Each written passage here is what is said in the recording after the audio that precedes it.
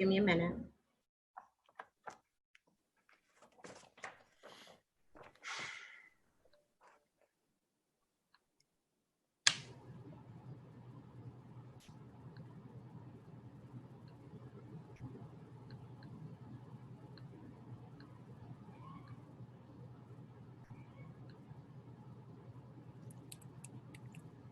We're good, Joanna. Good evening. I ask that you please turn your devices to vibrate and mute your microphones on Zoom. We will begin the stated meeting shortly. Madam Majority Leader.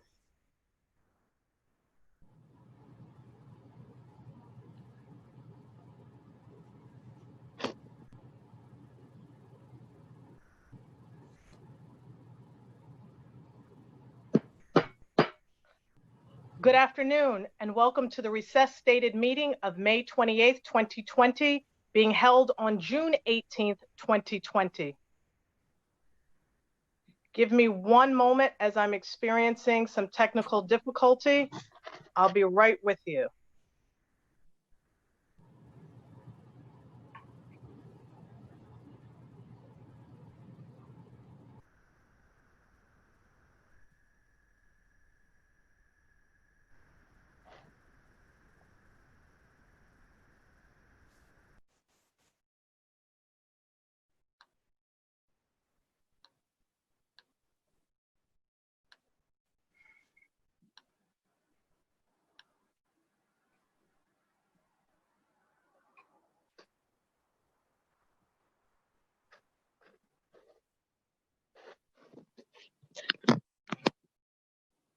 Okay. Thank you for your patience. Good evening and welcome to the recess meeting of June 30th, 2020. Once again, I am Majority Leader Lori Cumbo. It is my pleasure and honor to welcome you back to this virtual meeting of the New York City Council. If you would like to follow along, the agenda for today's meeting is posted on our website. Since we are resuming the recess stated meeting from earlier today, we will move right into a roll call to establish quorum. Roll call. Adams. Present. Epri Samuel. Present. Ayala.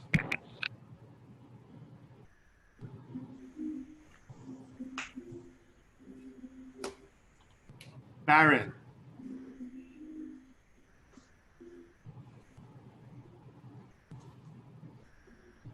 Borelli. Present.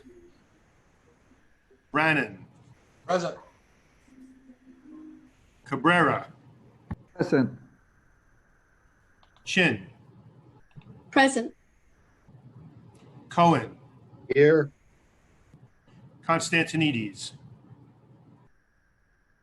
Cornegie. Present. Deutsch. Yeah. Diaz. Presente. Drum. Here. Eugene.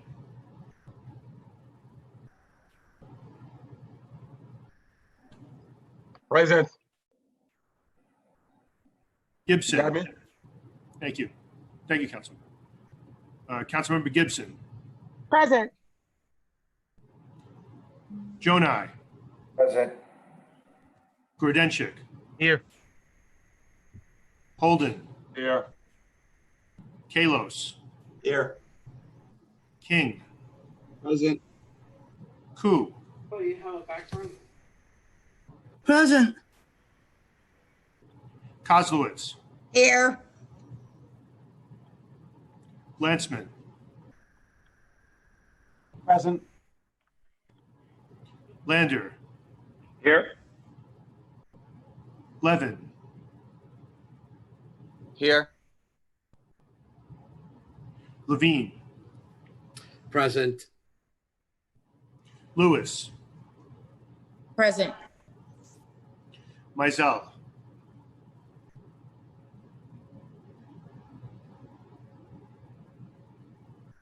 Menchaca. Presente. Miller. Present. Moya. Present. Perkins, Present. Powers, Here. Reynoso, Present. Richards, Present. Rivera, Present. Rodriguez, Presente. Rose, Present. Rosenthal, Here. Salamanca, Present. Torres, Present. Traeger, Here. Ulrich, I'm tired, but I'm here. Malone,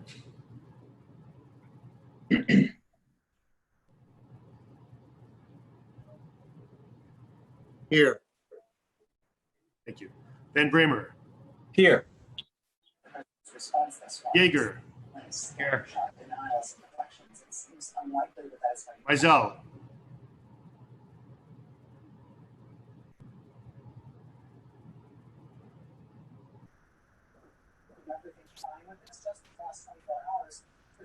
Adio, Here. Cumbo, Present. Speaker Johnson. I'm here. Madam Majority Leader, we have a quorum. Thank you. We will now have the adoption of minutes from Councilmember Ayala. I make a motion that the minutes of the stated meeting of June 18th, 2020 be adopted as printed. Thank you, Councilmember Ayala. We will now have messages and papers from the mayor. None. Supplemental communication from city, county, and borough offices. M244, Board of Elections appointment.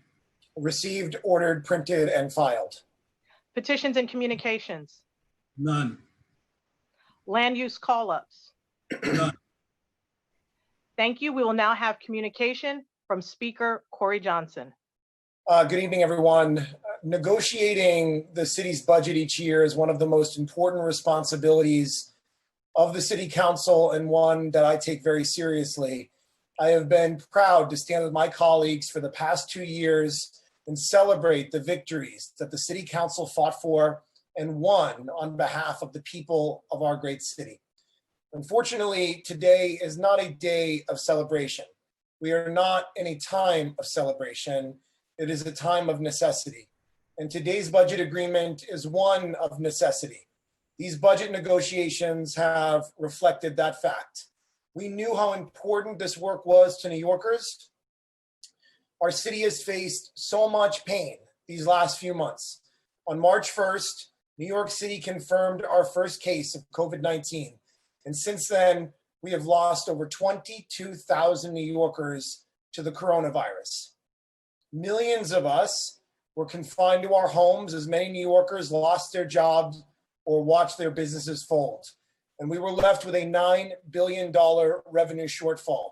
Heart-wrenching, impossible choices had to be made. It was not easy. But collectively, the council was determined that even in the midst of the worst financial crisis anyone had ever seen, we would do our best to protect and preserve as many vital programs and services as we could for New Yorkers. We sought to address injustice and inequity. We asked ourselves, line by line, does this program support the social safety net? Does it address systemic inequality? And will it help communities hit hard in the pandemic recover from both COVID and the recession? It was deliberative, it was painstaking, and it was difficult work. But even in the midst of the worst economic crisis our city has faced in decades, we fought hard and we stuck to our principles. The City Council's budget negotiating team literally went line by line to find and save programs that never should have been cut in the mayor's executive budget. We fought for and managed to restore summer youth employment, Compass, Beacon, Cornerstone, Summer Camp, and other youth programs. That means more than 35,000 young people will get job training in just a couple of weeks for the summer, and at least 70,000 kids will go to summer camp this summer. I want to say we did this because investing in our young people is the right thing to do. And there's a lot of people to thank, but I especially want to thank our Majority Leader, Lori Cumbo, but even above her, and I love her, Councilmember Debbie Rose, the chair of our Youth Services Committee, has been unbelievable, literally day in and day out these last many months, fighting for every slot, every dollar, every detail. Debbie, you are just the best champion that youth in New York City have.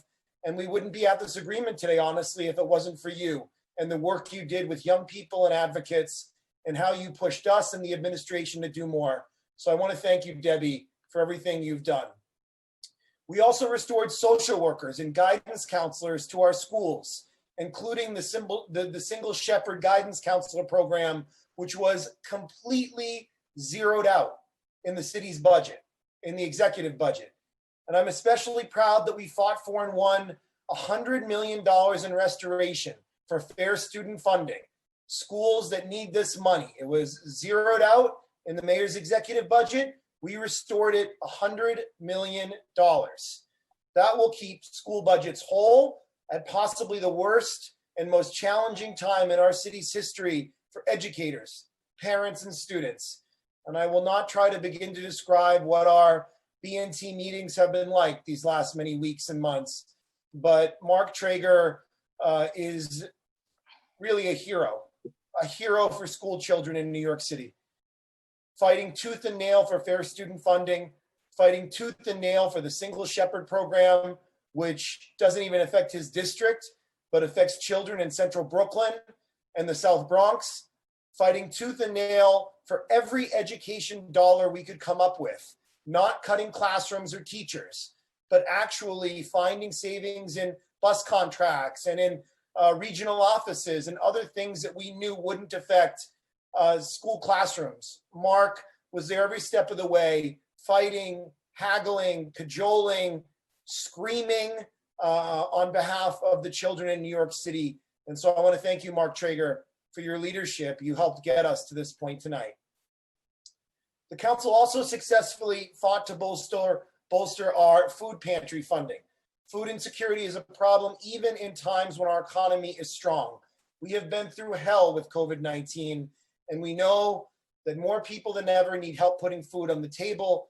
And I want to thank Councilmembers Levin and Grudenchik, who have been fighting on these issues for food access for years. There is so much that we fought for and won that will help the city in this difficult time. I could literally go on and on, restoring money for fair futures for foster youth so that they have mentors and coaches, fully restoring the CUNY ASAP program. The mayor's budget sought to cut it by over $30 million. We fully restored CUNY ASAP, 100% restoration of the CUNY ASAP program. Libraries, we fought like hell to get libraries funded. Domestic violence programs, our initiatives for domestic violence, for sexual violence, saw no cuts, 0 cuts on Dove money, 0 cuts on the groups that help survivors, no cuts there. Margaret Chin, I can't begin to describe her advocacy for seniors.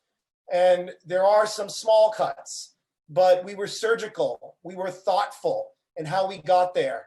We trimmed away things that we thought we could go without for the next year. And Margaret was fighting every step of the way for older adults in New York City. She was one of the most fantastic members of the budget negotiating team.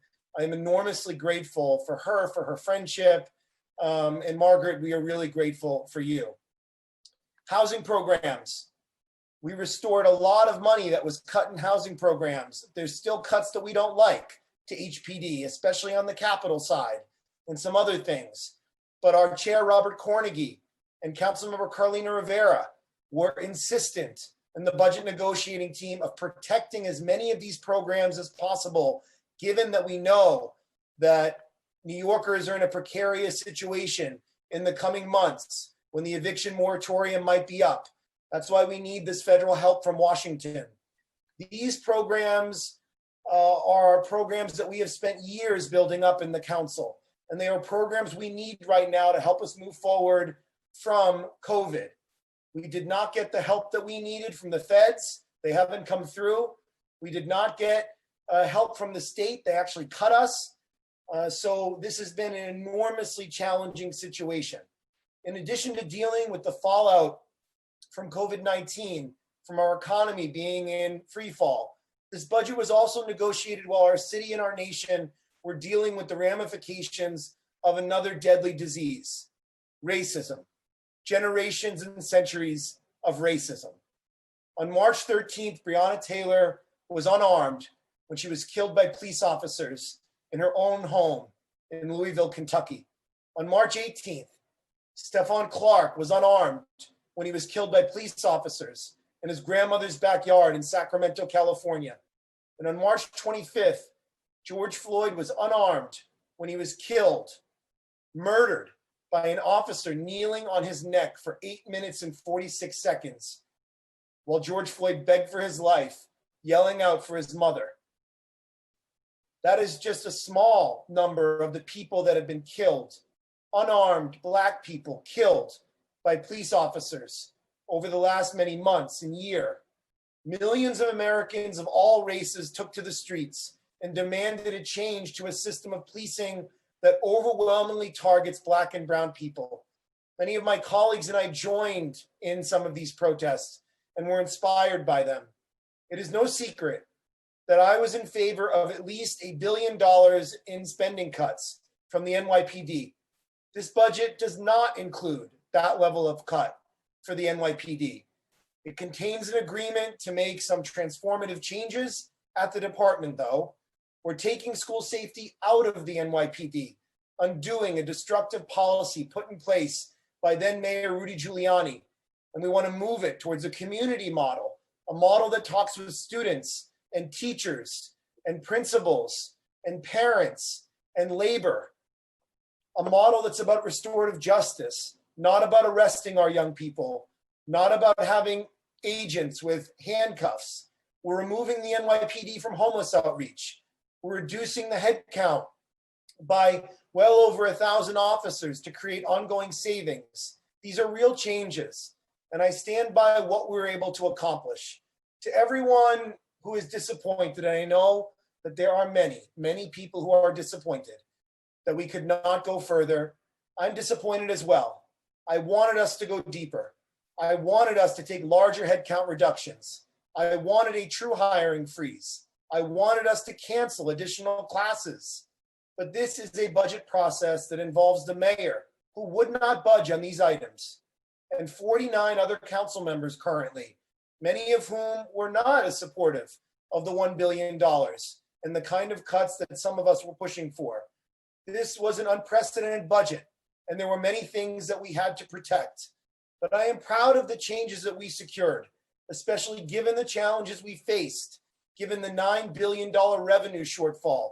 I do wish we had done more to cut the NYPD, but I also know this fight is not finished. This is the beginning. It was and is one of the honors of my life to work with my colleagues in this city council for the city that I love.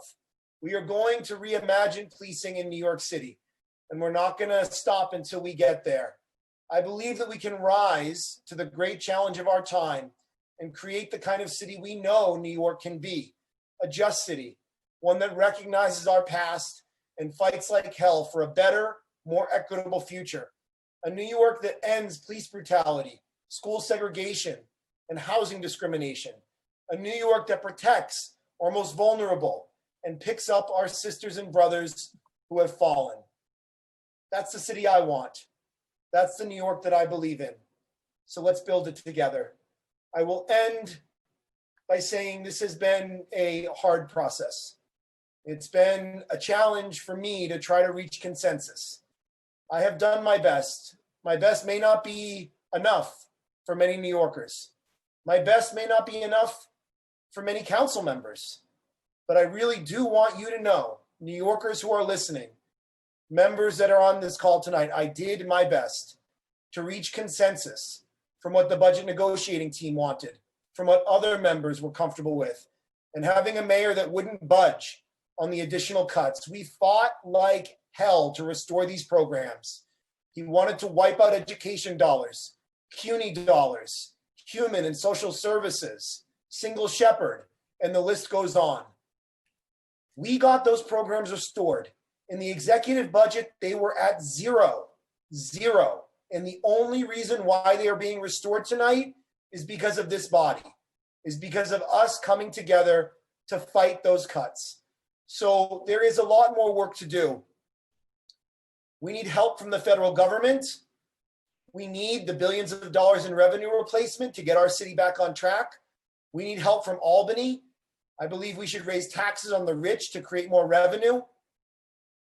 And we need help from them on changing abusive policing as well. I wish we could go in and just fire cops right now that have a bad CCRB history, that should not be cops. But we cannot do that at this moment. We need changes at the state level to enable us to do that. We have an outdated, broken disciplinary system. We need to get rid of qualified immunity at the federal level. There's a lot we need to do. So I know tonight is the beginning, not the end. And I want you all to know that I look forward to standing with you as we push further, as we try to do better. I commit myself to doing that. And the last thing that I want to say before I turn it back to the majority leader, I am really grateful, more than I can describe, to every single Black member of the city council who have stepped up, not even just since George Floyd was murdered. They were having these conversations and pushing these things before George Floyd was murdered. This conversation didn't start when George Floyd was murdered. And over the last many weeks, over the last 5 weeks since that murder in Minneapolis, our Black colleagues have inspired me. They have taught me a lot. I am really grateful for the leadership of the BLAC under chairs Danique Miller and Adrienne Adams. I am really grateful that we have been able to listen to our Black colleagues on what is important to them and to not get out in front of them, to not pretend like we know better than them, to not act like I know what's best for them and their constituents. So I am tremendously grateful for each and every one of them, not just for the work we've done during this budget, but the work that they do year round that many people don't know about. I want to continue to work with them, learn from them, listen to them, let them lead, step aside sometimes so they can be the ones doing that, because that is what this is about for me, listening to them. So I want to thank you all. Tonight's budget is not an easy budget. There are a lot of people who are not going to be happy, but I do believe we did the best we could. And I'm asking you all to support this budget because I do think it is the best we could do given the circumstances that we're in right now. Thank you very much. With that, Madam Majority Leader, I turn it back to you. Thank you, Speaker Cory Johnson, for your leadership, for recognizing the importance of consensus building, of hearing us out, for coming up with the best proposal and plan that you possibly could, given all of the dynamics of a very diverse body of 51 members of all races, nationalities, and religions. We appreciate your leadership and for hearing us. We will now move into discussion of general orders. If you wish to speak, please use the raise hand function in Zoom, or you can hold your comments to your vote in the upcoming moments.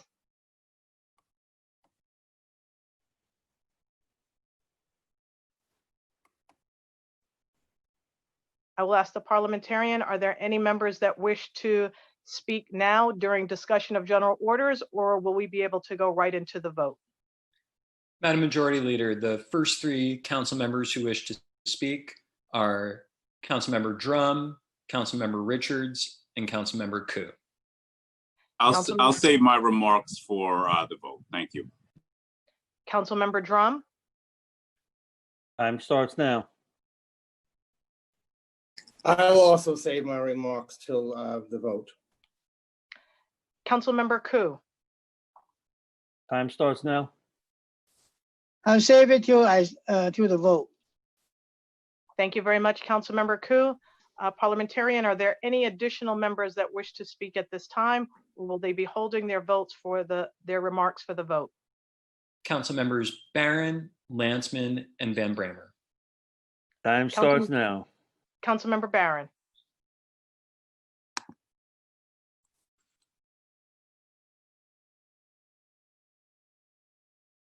Councilmember Barron, you are still muted.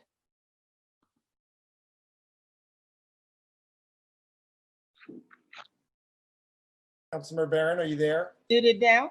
Yes, now we can hear you. I can hear you. Thank you. Since my remarks were long, I'll split them and do half now and half to explain my vote. First, I want to acknowledge the work of the finance staff under the direction of LaTanya McKinney. And second, I want to thank the members of the budget negotiating team for their participation in a very arduous task. And thanks for delivering to BNT the concerns that were expressed in our delegation meetings. And the restorations which were achieved reflect the persistence of council members to push the administration to fund council initiatives and programs providing services in various areas, including youth, public school students, students at CUNY's ASAP programs, and other vital services. And just as an aside, it still remains for the governor and the CUNY Board of Trustees to reverse their vote to increase tuition and fees for CUNY students. And as has been said, in March, the city began its response to the novel coronavirus, COVID-19. New York City came to a standstill, literally overnight, and the city transformed the norm for how the society functioned: social distancing, remote learning, virtual conferences, food deliveries, face masks, gloves, constant disinfecting, frequent hand washing. And the devastating consequences caused by COVID-19 made reasonable people, analytical and informed people, have a quick adaptation. And in my second half, I'm going to talk about how the council needs to make just as quick an adaptation to the situation regarding the police. Thank you. Thank you, Councilmember Barron. Parliamentarian, the next speaker. Council members Landsman, Van Bramer, and Rose. Sorry, I meant to save my remarks for when I vote. Thank you. Thank you, Councilmember Landsman. Councilmember Van Bramer, followed by Councilmember Rose. Thank you very much.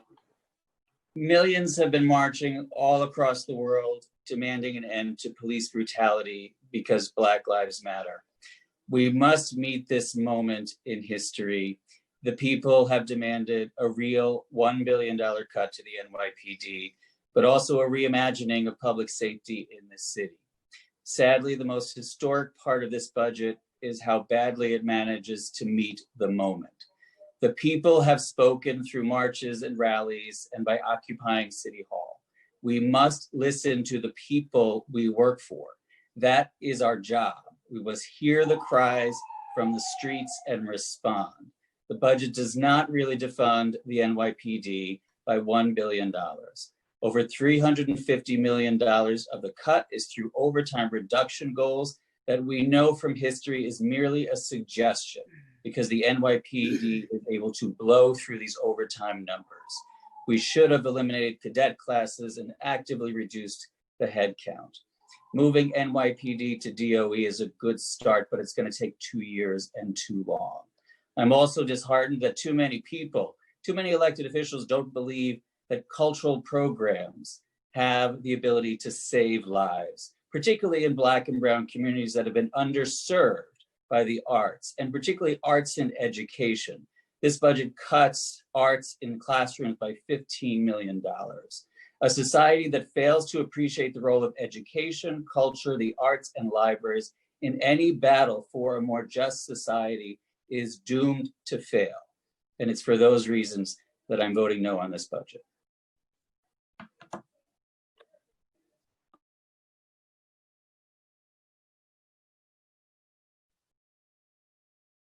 Councilmember Rose. Time starts now.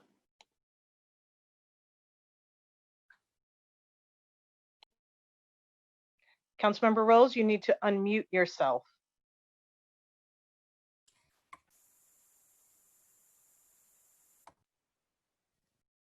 Okay. We have been working around the clock to negotiate a budget like none that we've ever negotiated before. I want to start by thanking Speaker Johnson for his leadership, for his vision and his support in getting us through these crises and to a point where we have negotiated an on-time budget that impacts our most vulnerable communities and restores cuts to the social safety net. Today's budget is a small but important step forward, significant in that this is the first time that funds have been taken from the NYPD budget to provide programs that empower youth, not imprison youth. I have said throughout this fight that our young people do not need more policing.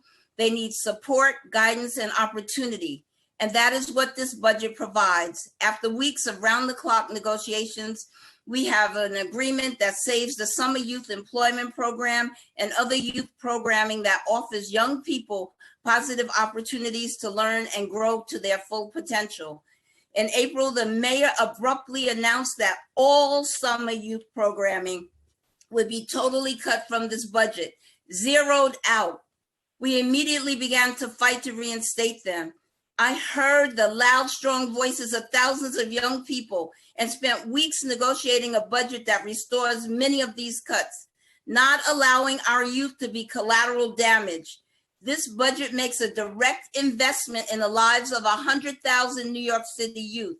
This adopted budget restores $128.2 million in youth programming, $116 million in summer programming, and $12.2 million in council-funded initiatives. Specifically, at least 35,000 SYEP slots were restored, 2,000 work, learn, growth slots restored, and 70,000 summer camp slots. Time. I guess I'll finish when my... Continue, Councilmember Rose.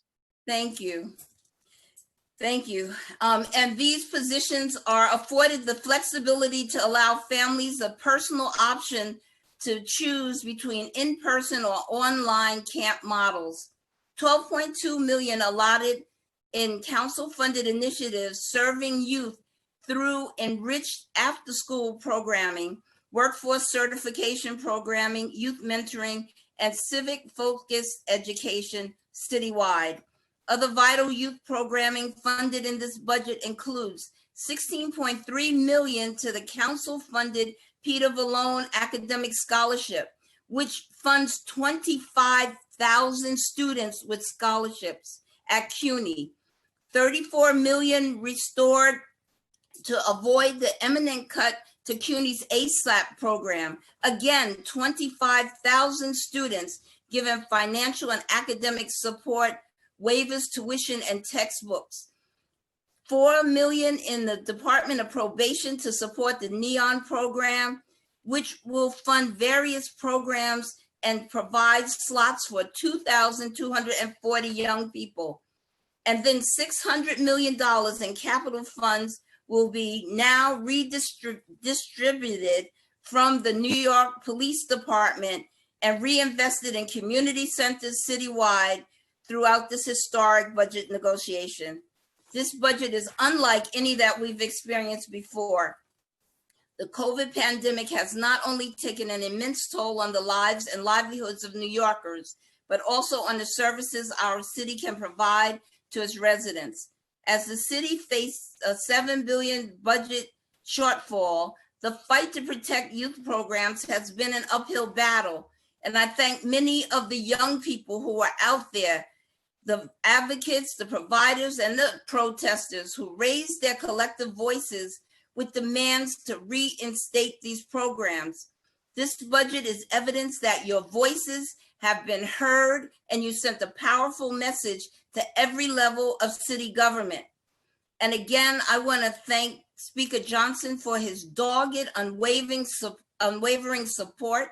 I want to thank my colleagues on the budget negotiation team for never backing down from the fight to restore youth jobs, and all of my council colleagues.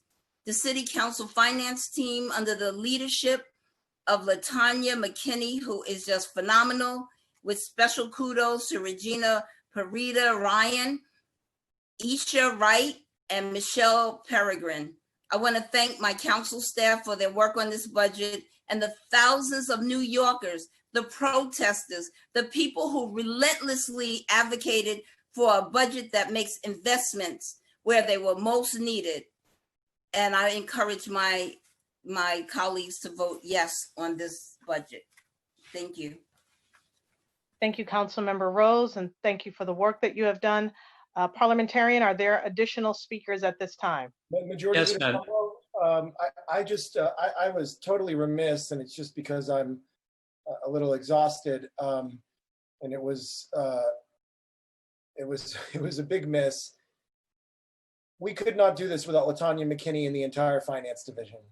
And I am enormously grateful to LaTanya, to Regina Parita Ryan, to Isha Wright, to all the finance analysts, to the support staff, to everyone in finance. LaTanya has done many budgets. She might tell you this has been the most challenging one she's ever done. But I'm really grateful to her. And I'm grateful to everything she put in. I specifically want to thank Nevin Singh for his work on the NYPD's budget. He was incredible as well. So I want to thank the entire finance division. LaTanya, I love you. You know that. Just enormously grateful for you and everything you do for the council and for our city. So I apologize for not saying it before. It's just a matter of me being pretty tired. I haven't slept much this week. And so I give it back to you, Madam Majority Leader. Thank you, Madam Speaker. Majority Leader, the Yes. next three council members who wish to speak are Council Members Gibson, Chin, and Borelli.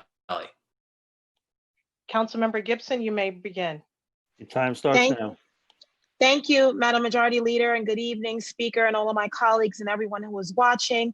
As members of this body, we have the challenging responsibility of making tough decisions that will have a long-term impact on all New Yorkers, including those most affected by the COVID-19 pandemic. We started this budget process from a place of zero, with the administration unwilling to fund and support valuable safety net programs that have been lifelines for our residents, children, and families.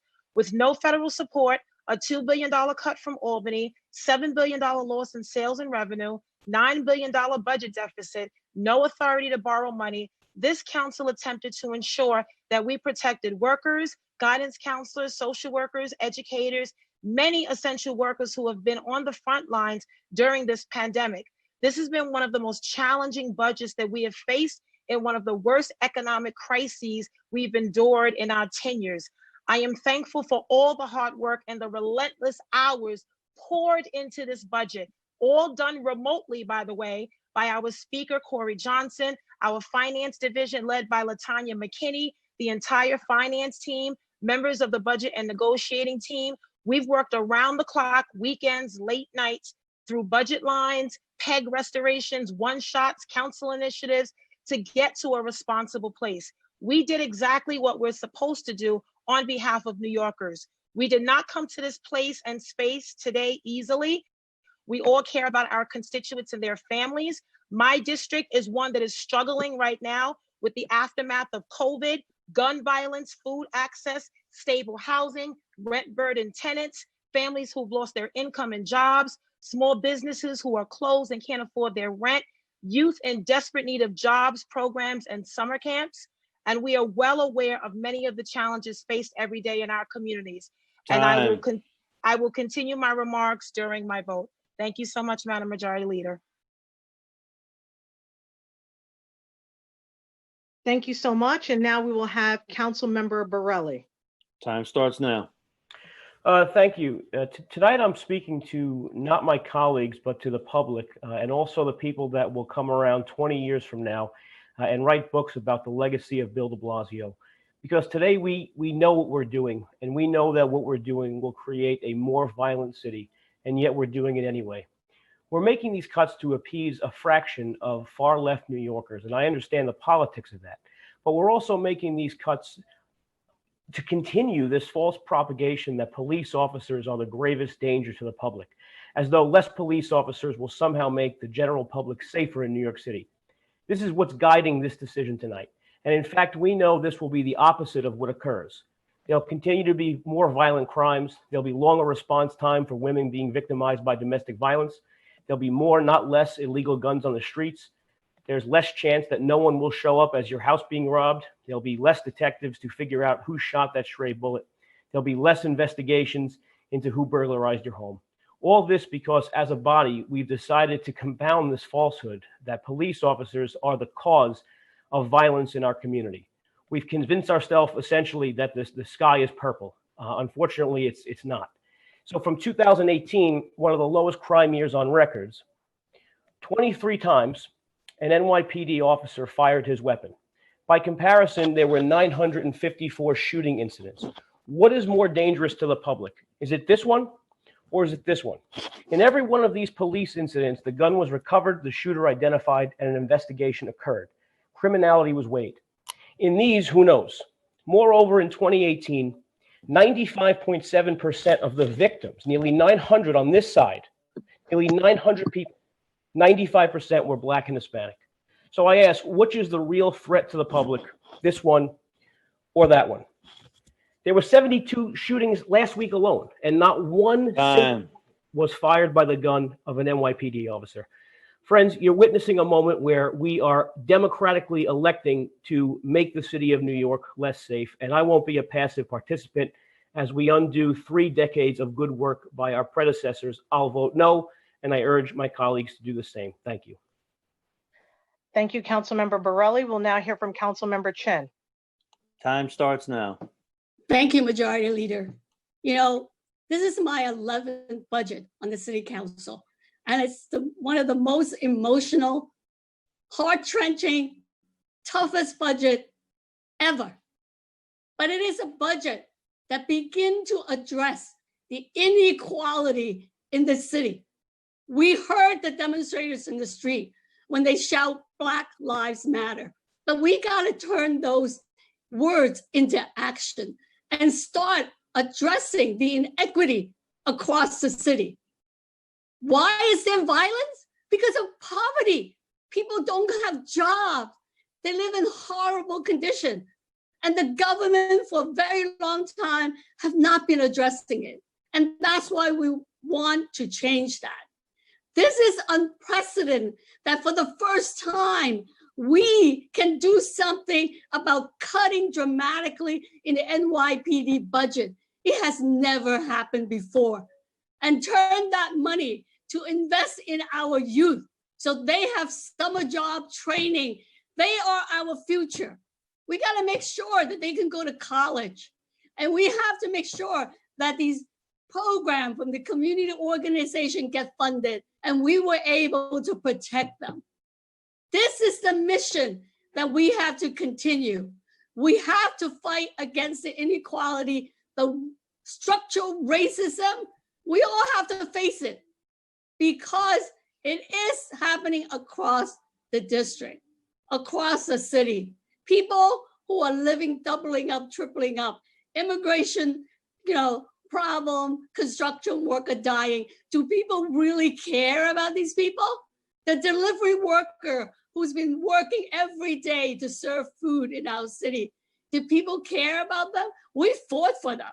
And that's why this budget, we worked very hard on it in BNT. And it's the first time the city council is an equal partner.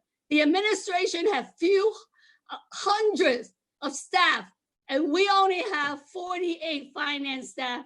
And LaTanya was amazing, and we got to this point. So I want to tell my colleague, we work very, very hard on this. And I'm definitely voting yes. And I urge my colleague to vote your conscience, not your self-interest. Thank you. Thank you, Councilmember Chin. Parliamentarian, are there any additional members who wish to speak at this time? Yes, Madam Majority Leader. Council members Menchaca and Reynoso. Councilmember Menchaca, you may begin. Time starts now. Buenas noches. I've been thinking about you colleagues as you each respond to the protesters, the advocates, the activists, the New Yorkers camping outside City Hall. I'm compelled to address it as it is troubling me, colleagues, because we as public servants can do better to de-escalate. The NYPD touts the many hours of training in the academy to de-escalate situations, but so must we. Yet that is not the example that we are setting the past few days. The reason why our constituents are desperately trying to call our cell phones and knock on our doors, as alarming and wrong as they may be in some cases, is because we have failed to create a real space, real spaces for real dialogue on the people's demands. We held one hearing when the public was invited to speak on the budget in May. One virtual hearing in the middle of a pandemic when people were focused on surviving. A 10-hour marathon session that most of us did not even attend. And then a subset group of larger of the council members negotiated this budget behind closed doors, even when the people asked us to include them. No wonder people are protesting. We are failing to create spaces for an honest conversation with our constituents about the things that they want to talk about.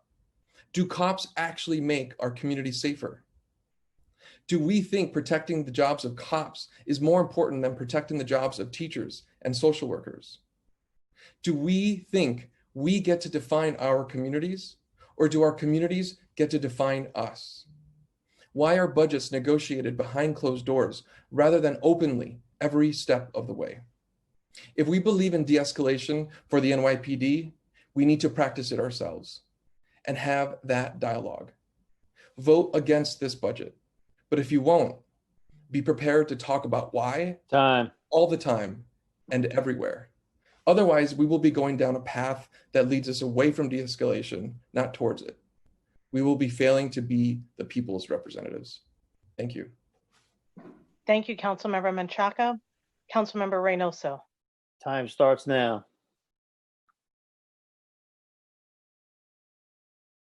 You could continue to run my clock. I'm sorry. 1 second.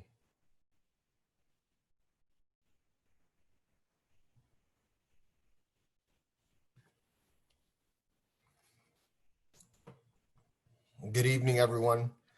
I hear my constituents and fellow New Yorkers loud and clear. Our system of policing in New York is rotten to the core.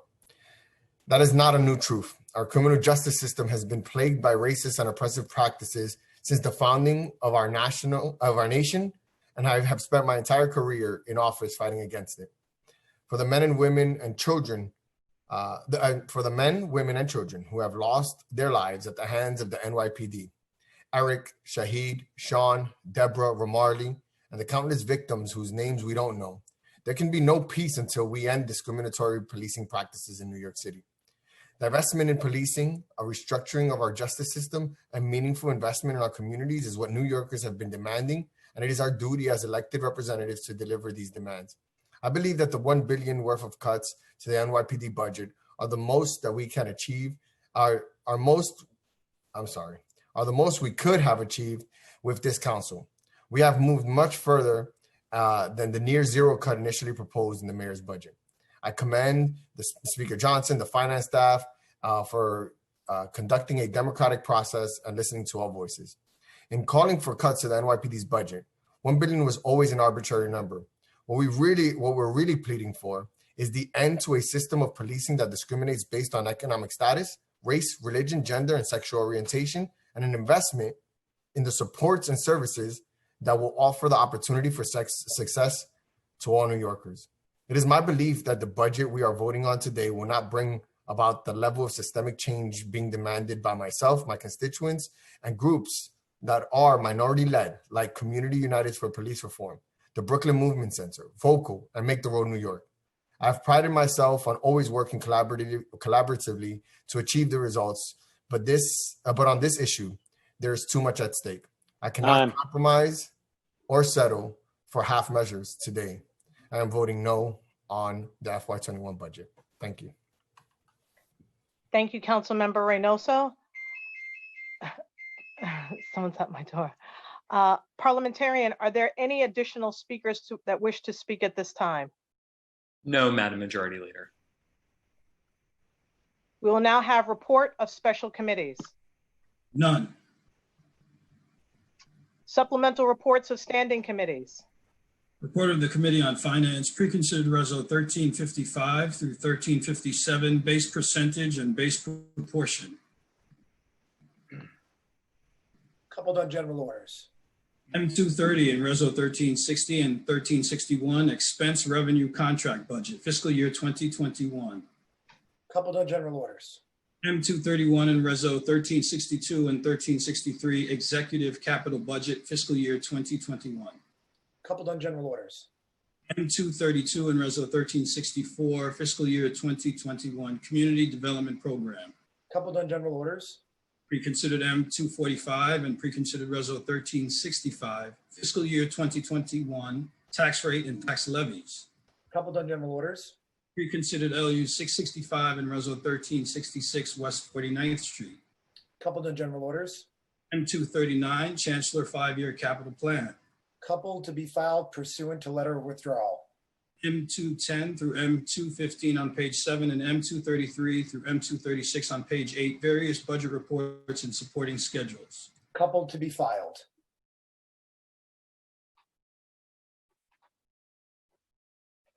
The clerk will now take a roll call vote on all items coupled on today's general orders calendar. As during any stated meeting, you can vote aye on all, no on all, or specify any items you wish to vote against or abstain from. For this meeting, if you say, I vote aye on all and no on the budget, the clerk will record your vote as yes on all, with the exception of M230 through M232 and accompanying resolutions. If you wish to have your vote recorded differently, please specify when voting. I'm going to read that one more time. For this meeting, if you say, I vote aye on all and no on the budget, the clerk will record your vote as yes on all, with the exception of M230 through M232 and accompanying resolutions. If you wish to have your vote recorded differently, please specify when voting. I will now ask the clerk to take a roll call vote on all items coupled on today's general orders calendar. Adams, Adams. Permission to explain? Permission granted. Time starts now. Thank you, Madam Majority Leader. I'm disclosing on the record of these council proceedings that Pearls and Ivy Foundation of Queens is funded in the budget we're adopting, and I'm associated with this entity.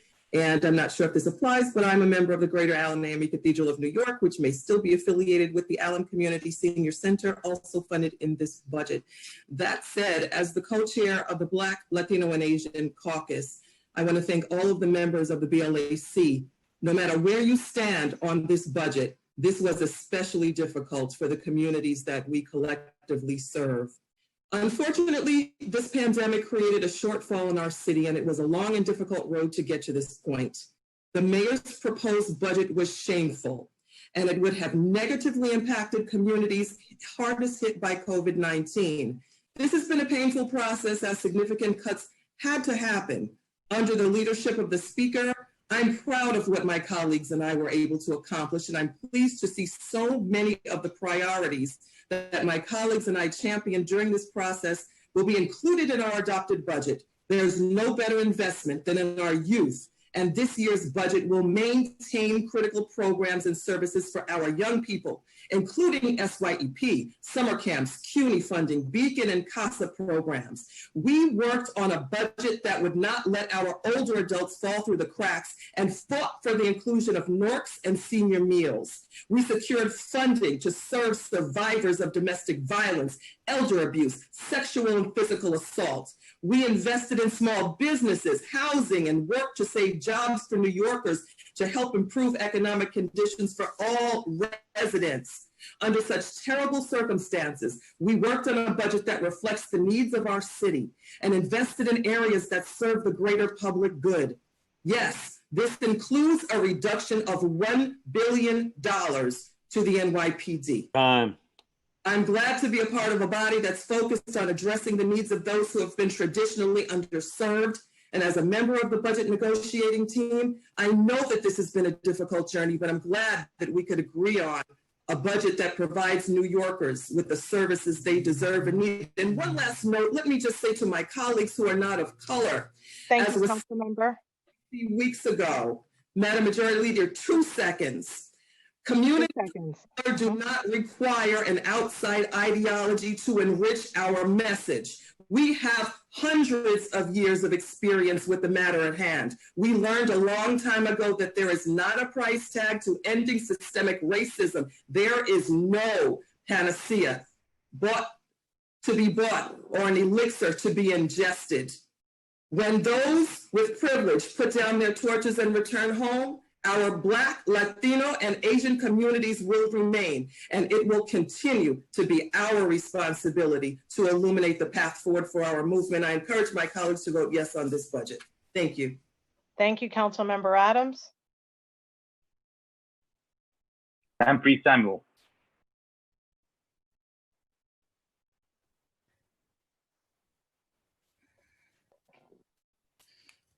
Permission to explain my vote. Permission granted. Time starts now. My community is in pain. We are hurt.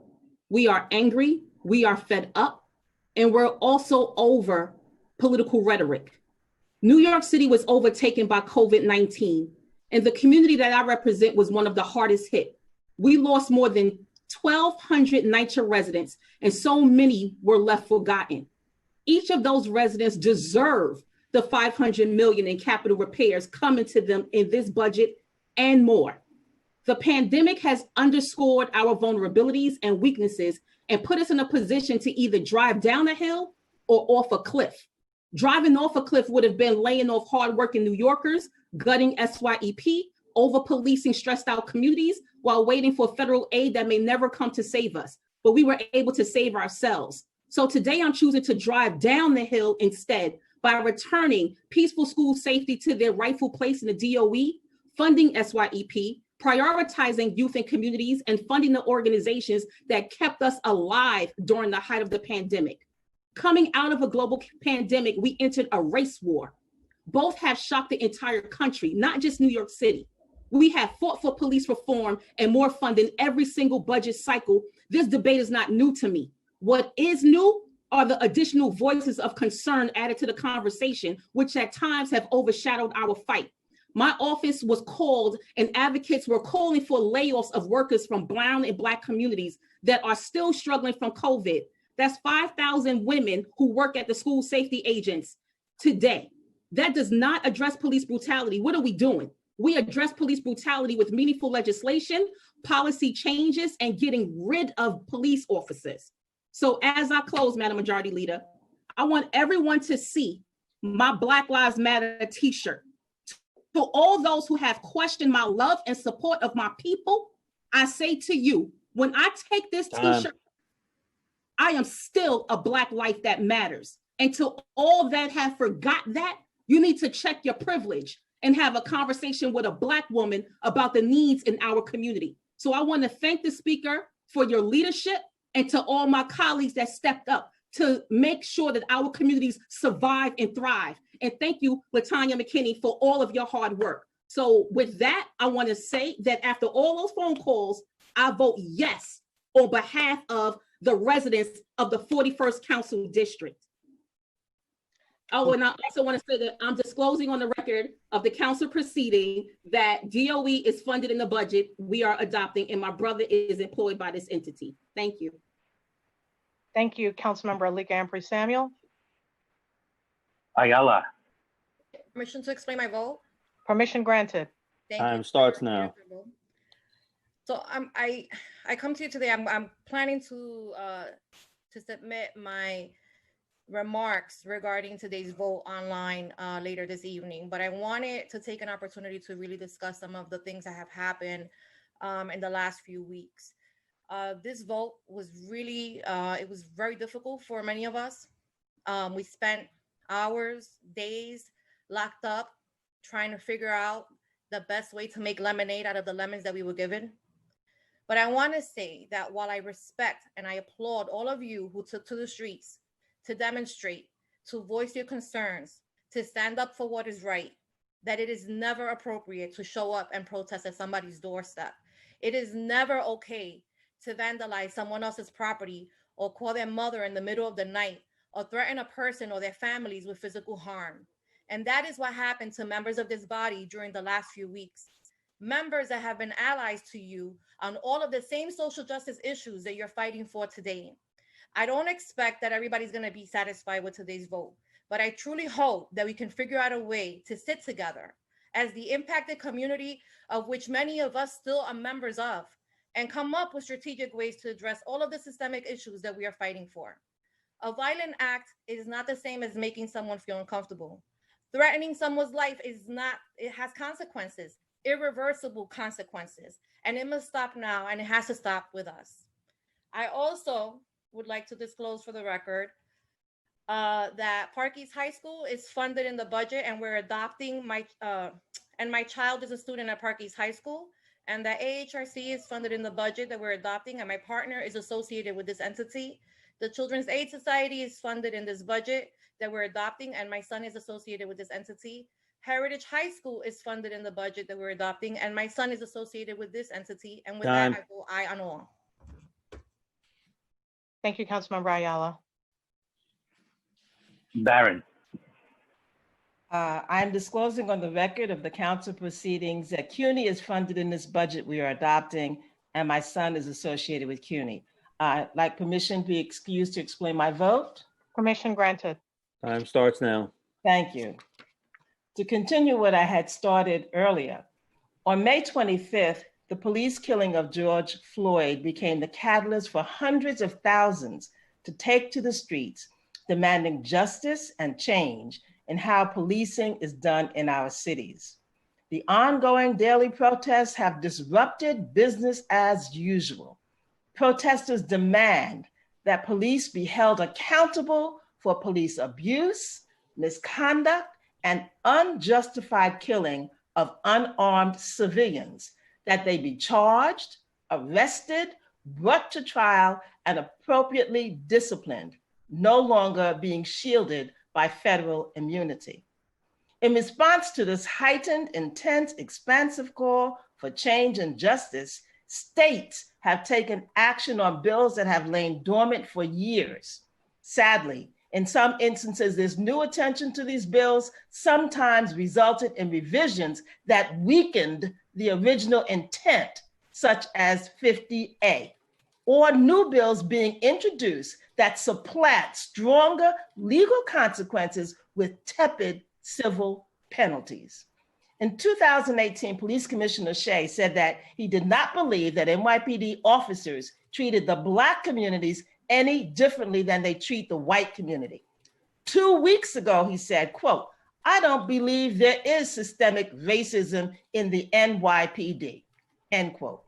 For the NYPD to be led by a man who holds this flawed belief and to have him maintain responsibility for the same number of uniformed officers, detectives, undercover agents, and plainclothes officers who are in no way a part of the reduction for the NYPD is ludicrous. We need a reduction in the ranks of those who are abusing and killing Black and brown people. We need a hiring freeze, no new academy classes, and a reduction in uniformed officers' headcount. The proposal to build youth centers is very long in being completed. It will be 2, 3, 4, or 5 years before those centers that are said to be built will be completed. And just as the city had to pivot on a dime to address the COVID-19 pandemic, we must do likewise regarding the NYPD. There is, as Dr. Martin Luther King Jr. said, quote, "the fierce urgency of now," end quote. I vote no. Thank you, Councilmember Barron. Thank you.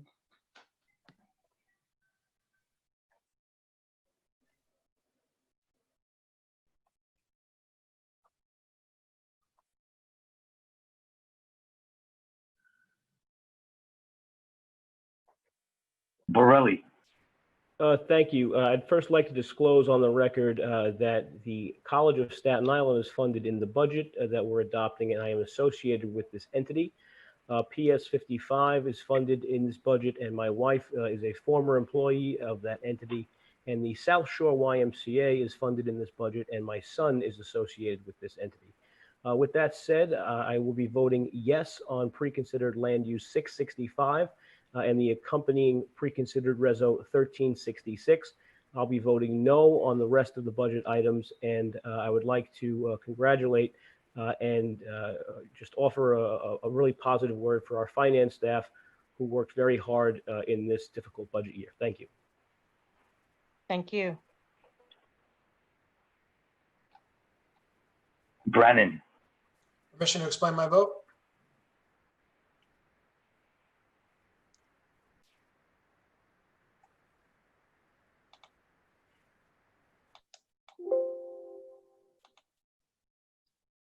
You can go ahead, Councilmember Brandon. Time starts now. Thank you. I've agonized over this budget and the message that it will send during this extraordinary time. The economic fallout from COVID is worse than we had anticipated.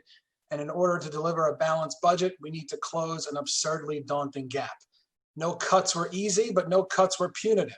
Every choice was a tough one. Passing a budget that cuts any of the services or programs New Yorkers have come to rely on is as close as it gets to impossible. But it's our duty as elected officials to do what is best for the neighborhoods we represent and the city as a whole. I'm most grateful for the leadership of my colleagues in the BLAC and the budget negotiating team who have lived and breathed this budget for several weeks.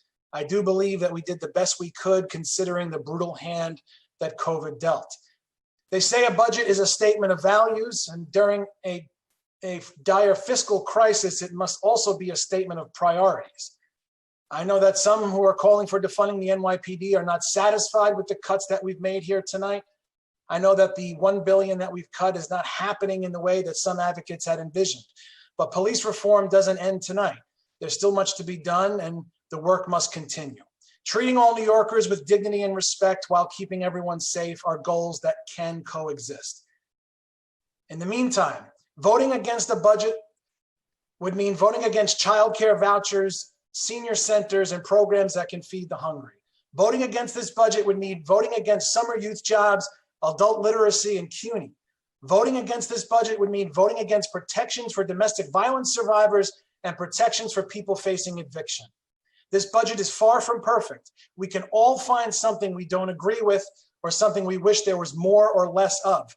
But in this moment, this budget keeps the light on in this city and allows us to fight another day towards building a better, safer, and more equitable city. And with that, I vote aye on all. Cabrera. Permission to explain my vote. Permission granted. Time starts now. Thank you so much, Majority Leader, and to my esteemed colleagues. It is no secret that for several years I have raised the issue of an impending major recession to come, which now has come to pass. A recession which was no fault of our own.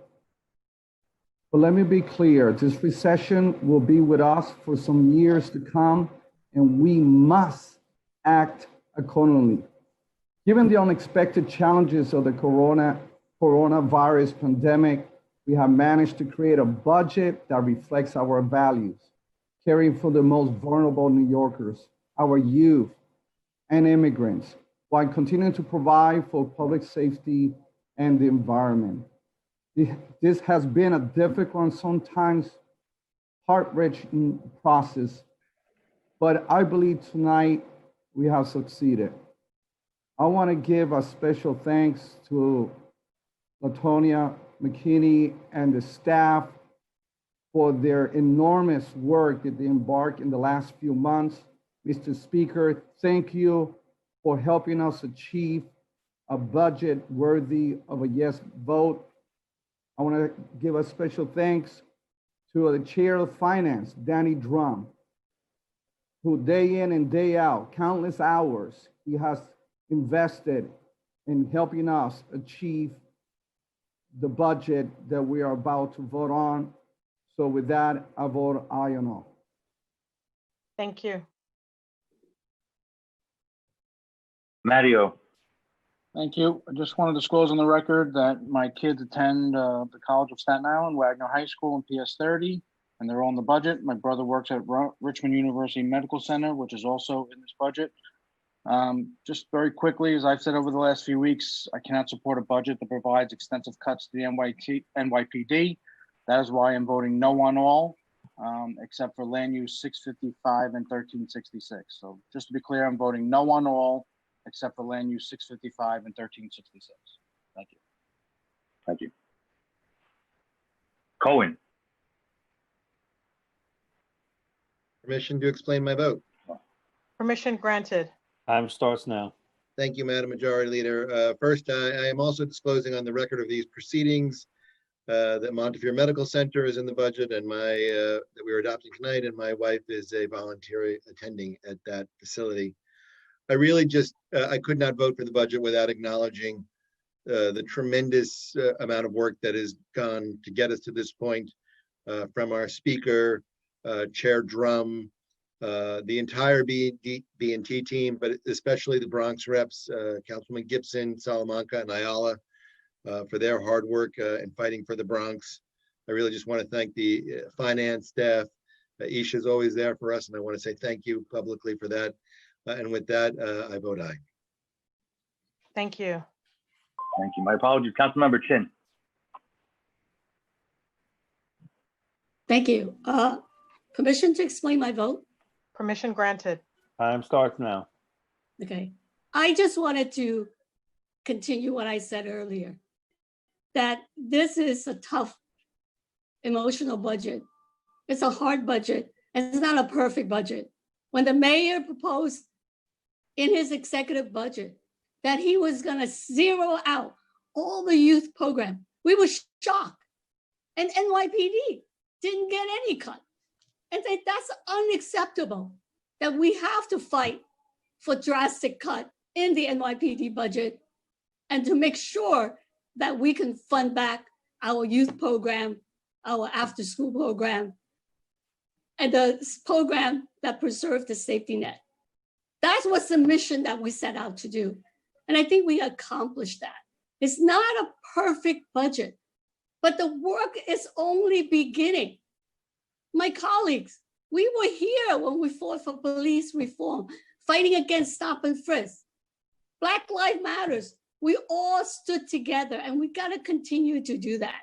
And I really want to thank, my colleagues in the BLAC, especially the leadership and the Women's Caucus for your support, because it's tough with the BNT every single night.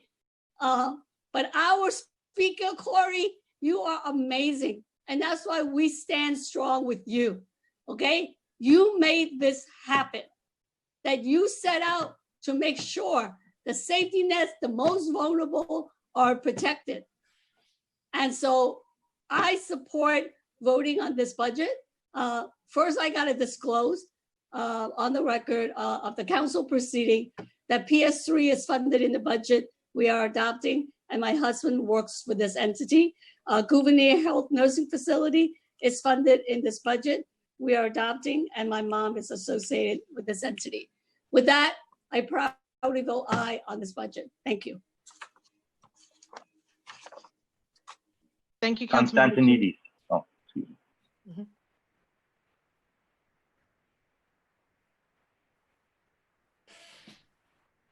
Cornegie. Thank you.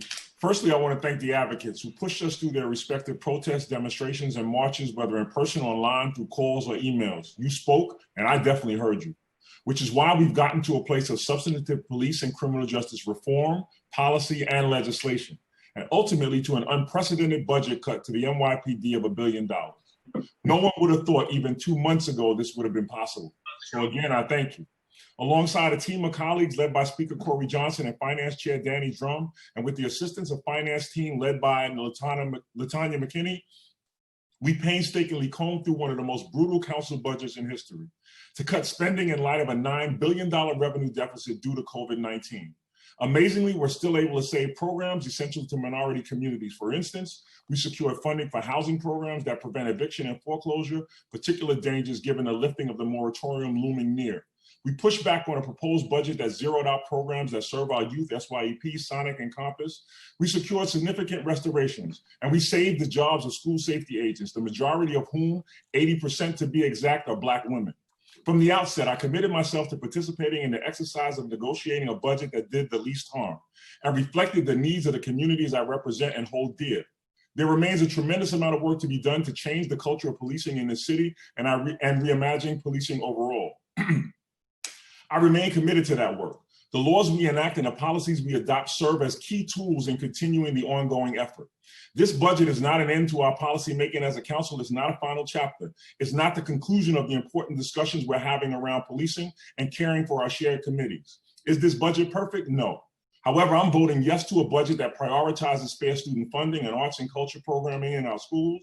I'm voting yes to a budget that prioritizes summer youth employment. I'm voting yes to a budget that did not allow the decimation of programs designed to support minority and immigrant-owned businesses. I'm voting yes to a budget that prioritizes increased funding for food pantries to address food insecurity in this city, especially in the communities that have been disproportionately affected by COVID-19. I'm voting yes to a budget that prioritizes funding for mortgage foreclosure prevention, eviction prevention to help combat displacement and harassment. I'm voting yes to a budget that prioritizes services to our senior population. I'm voting yes to a budget that addresses a police headcount reduction by eliminating the next 2 cadets classes while simultaneously protecting the livelihood of school safety agents. I'm voting yes because my constituents have a reasonable expectation that I balance as best I can the many competing priorities we face in this difficult moment. My constituents also expect that we deliver essential services without interruption to New York City's communities in need. Thank you. If you didn't get it, I vote yes.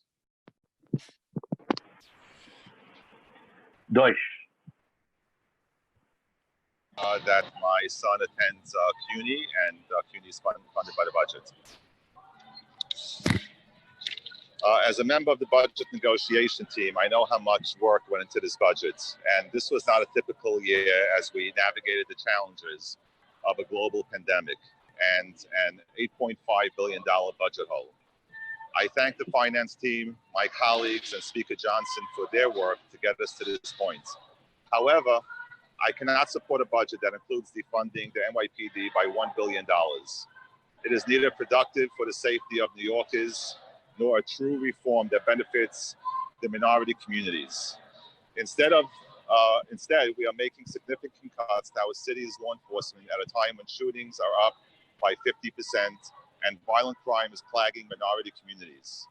My constituents are afraid, New Yorkers are afraid, mothers are hesitating to send their children out.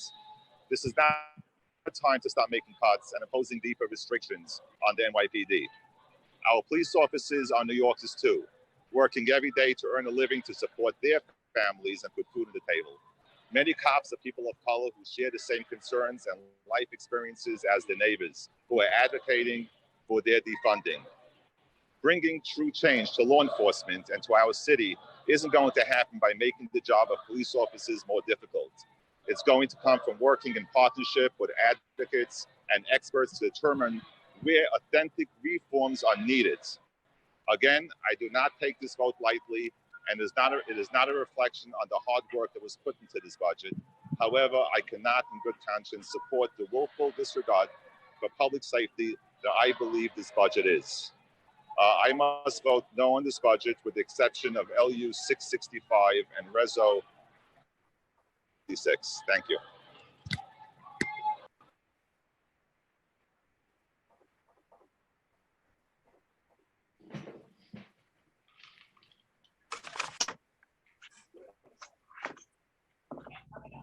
Diaz.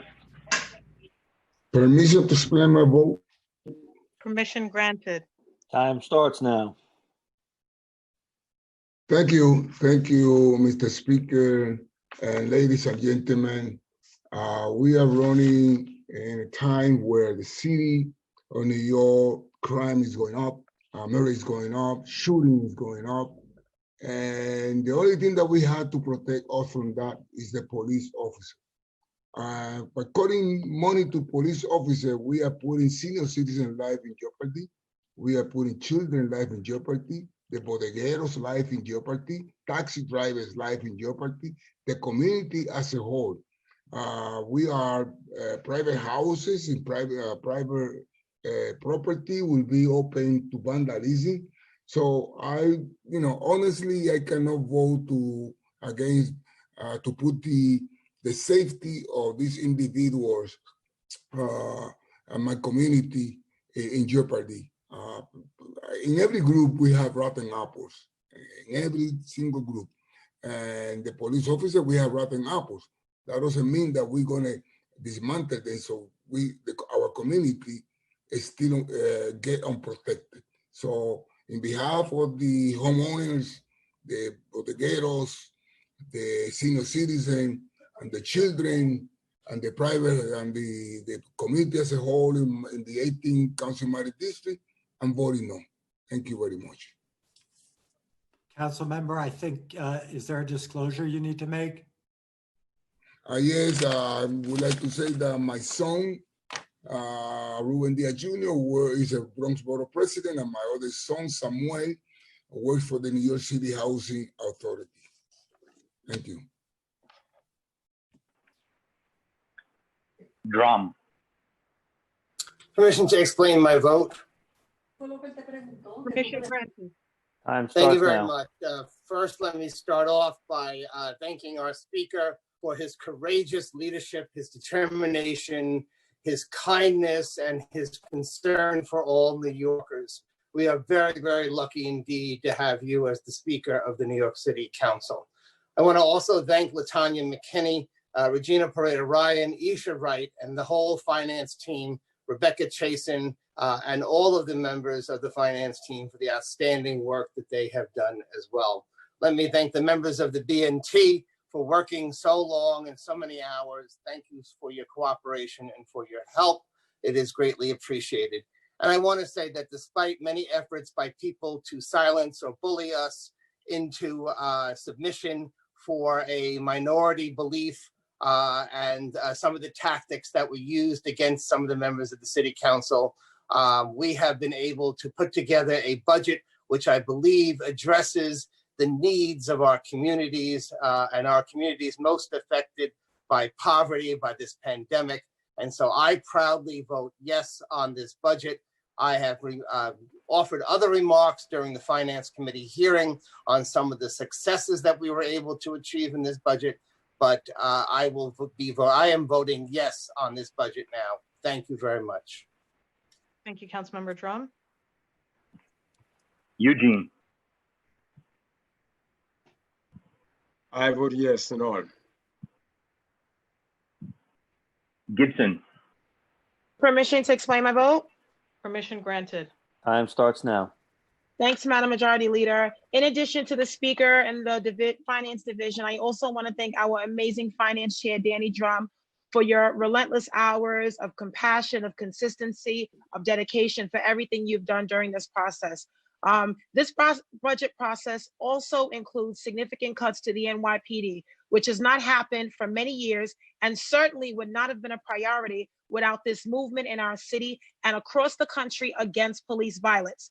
Overtime reductions, eliminating the cadet class and future academy classes, reducing uniformed headcount, and shifting the responsibility of the NYPD away from school safety and school crossing guards, majority of whom are women and men of color, and homeless services is really a giant step forward, considering we came from a place of complete resistance and opposition from this administration. This is a process that we know will continue well beyond today's budget adoption.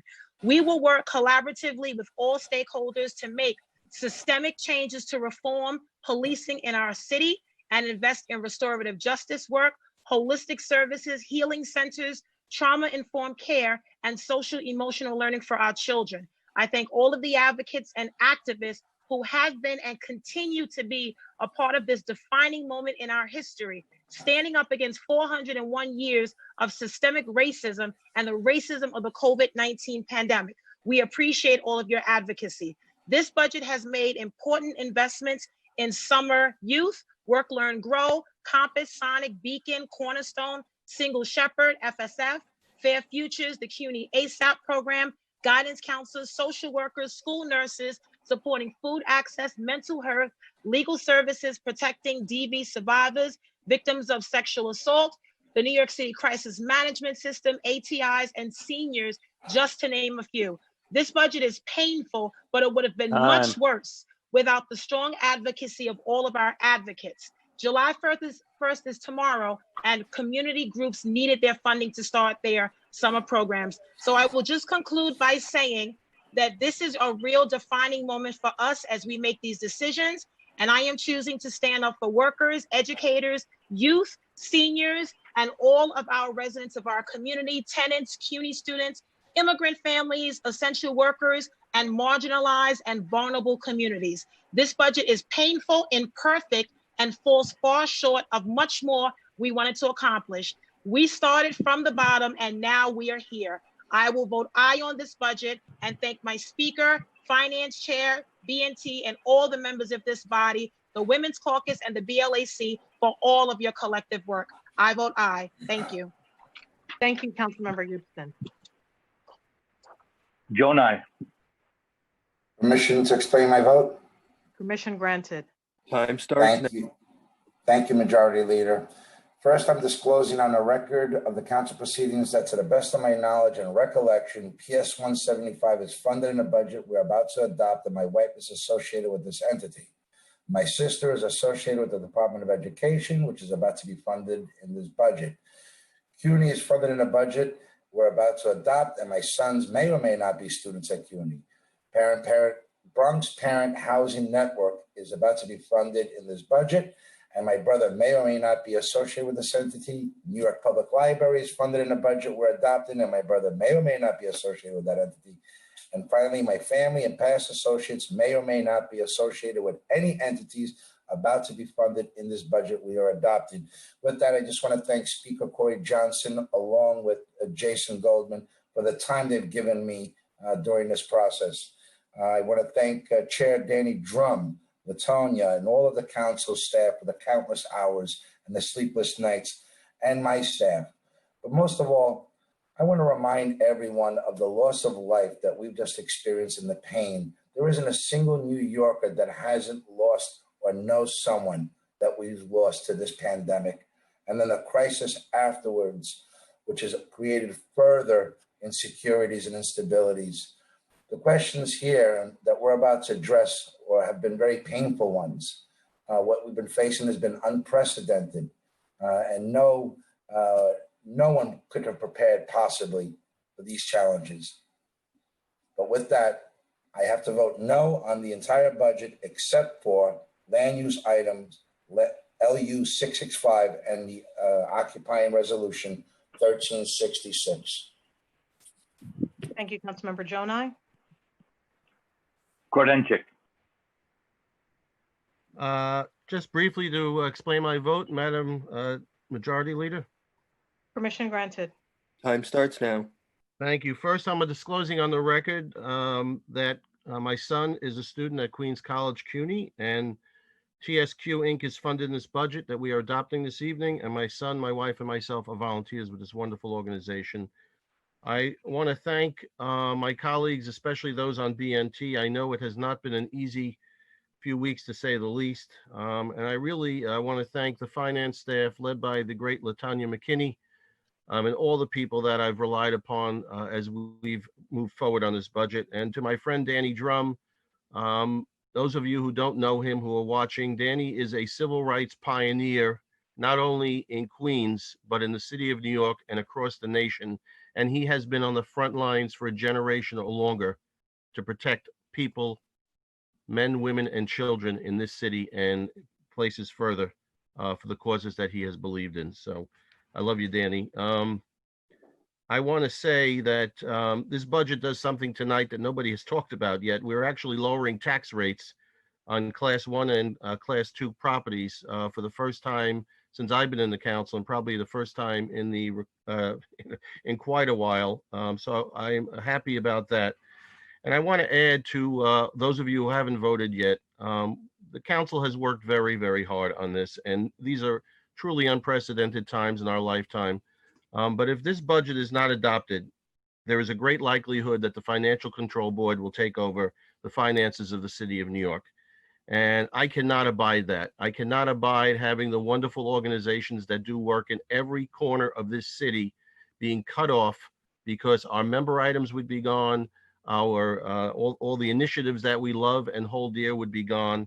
And these are services that they bring to people.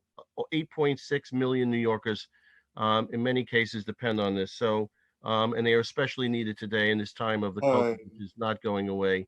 With that, I vote aye on all, and I thank you again for all the work that's been done. Thank you. Thank you. Alden.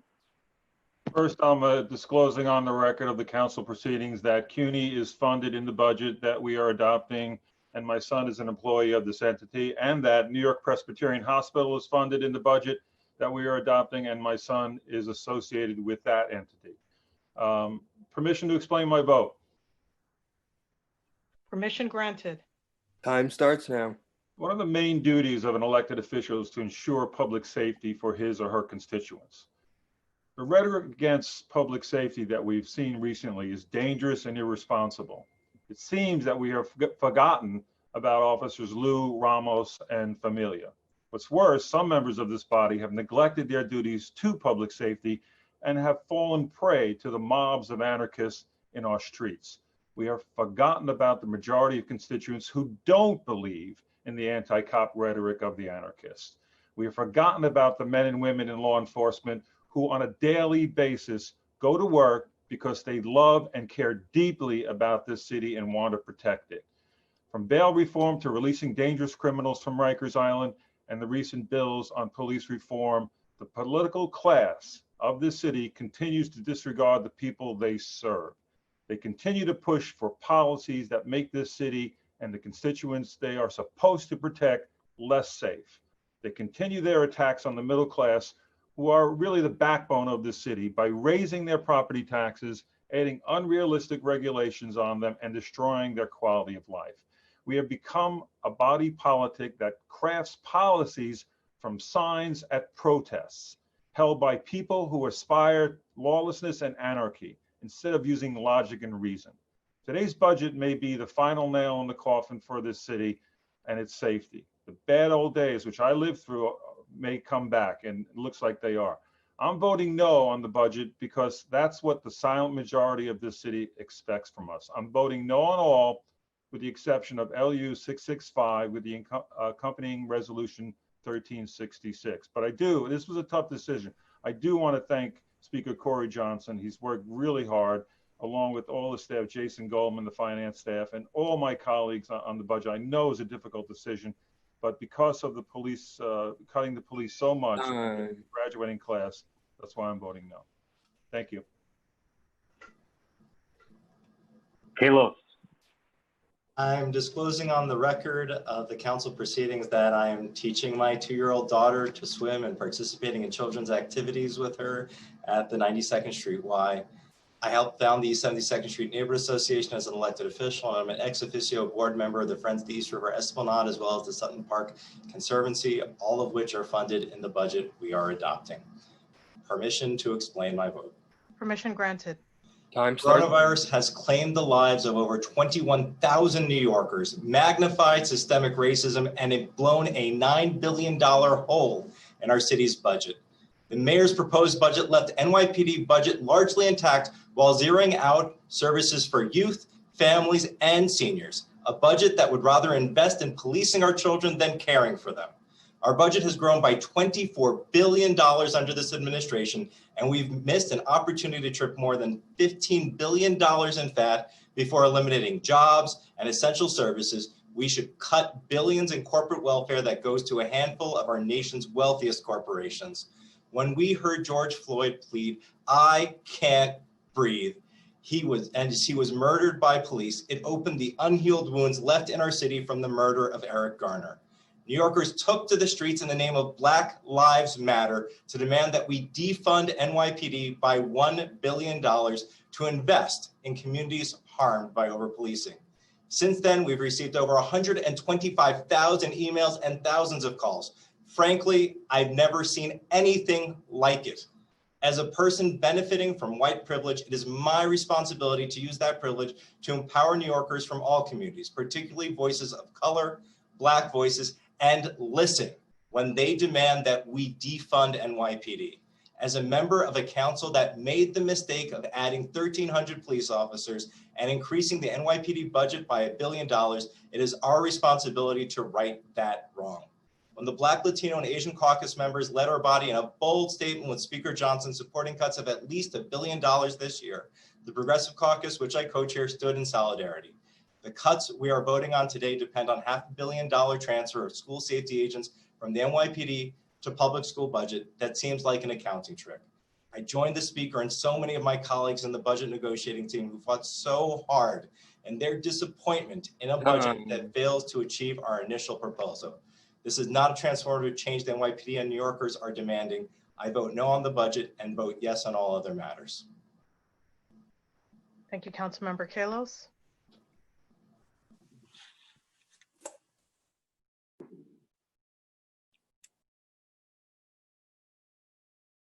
King. Good evening. Good evening. It's not the next day yet. I'm disclosing on the record for council proceedings that 1199 Service Employees International Union is funded in the budget.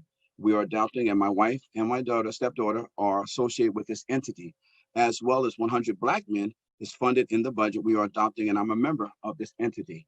Madam Majority Leader, can I explain my vote? Permission granted. Time Thank starts you. now. Appreciate it. First, I just want to say, as a youth developer and still in the ground, in the trenches, I want to thank Councilmember Rose for your energy, your dedication, the fight, and making sure that the light is still shining for our young people this summer and beyond. For Margaret Chen, me having the largest NORC in the United States of America, in Co-op City, I thank her for a fight and making sure that our seniors are protected, however we were able to manage it. There's a lot of work that had to be done. But I want to just add also to the conversation when it comes to NYPD, you know, regardless of our philosophies or what we think or what we have friends that are on the force, you know, I think it's a shame that if this budget determines one item on the, we're being irresponsible if one item determines how we think for everybody that we have to represent throughout the city of New York and the borough, and for me in the borough of the Bronx. Dollars shouldn't be versus the enforcement of internal policy. We want to do away with bad policing, then it's a policy. If we want to do away with bad police, then that's enforcement of internal rules that have been violated in the violated communities of color. To the BLAC, the leadership, thank you for staying strong and staying true to the cause. To everybody that's on BNT, those who are in the Bronx, from Salamanca to Ayala to Gibson, thank you for standing strong, and Cohen leading the delegation. I appreciate it. To everybody in the speakers team, we say thank you. I say thank you. LaTanya McKinley and the finance team, go take your Calgon bath, enjoy the summer, do what you got to do. This is a budget that was responsible in the times of perilous times that we're dealing with. So to all the advocates, as I say, thank you for engaging, because I say people pay attention to people who participate. We heard you, we're listening to you, but we have a responsibility to look at the totality of everything that we have to manage during these trying times. And today we vote on a budget that allows us to shine the light on to live another day. With that all being said, I vote aye, and congratulations to all. Thank you, Councilmember King. Cool. May I explain my vote? Permission granted. Time Thank you, starts Majority Leader. This is a painful budget with cuts across the board. It's not perfect, but it's going to keep us moving forward. Let's not be naive. We all knew this was going to hurt. Revenue is down, Americans are out of work, and we are not going to heal until we stop the bleeding. So I will be voting in favor of this budget with the understanding that we have to move our city forward toward recovery. And we cannot do that burying our heads in the sand and pretending everything is fine. Regarding the police, no one wants to see us return to the bad old days. We need our police to protect and serve, but we also must recognize the need for training and reform. I also want to speak specifically about the parks, which have remained open throughout the pandemic and serve as the only source of refuge for New Yorkers. Coming off last year's historic increase, the cuts ahead are going to hit hard. I'm happy though that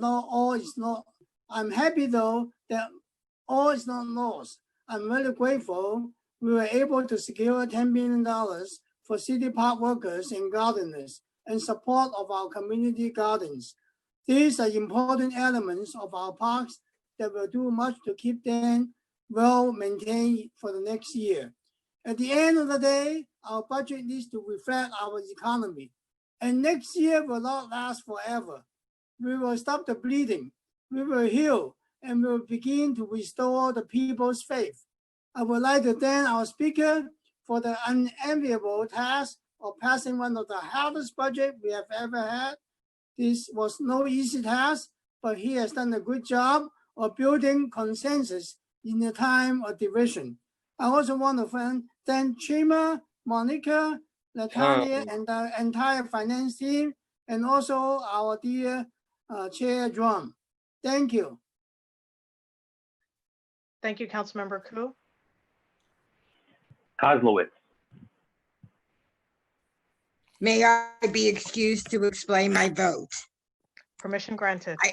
I've said this many, many times. This is actually, I've always said 20th budget. It's really my 21st budget. I have done budgets under 4 mayors and 4 speakers.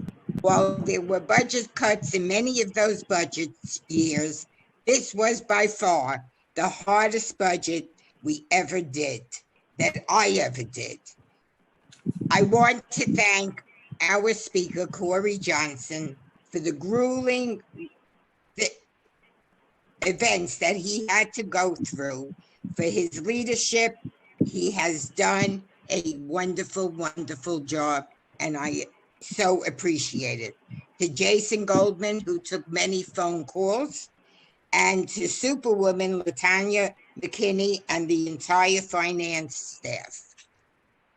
I am going to vote aye tonight for the children of our city, for the seniors of our cities, for people who need the social services of our city, and for the educators of our city.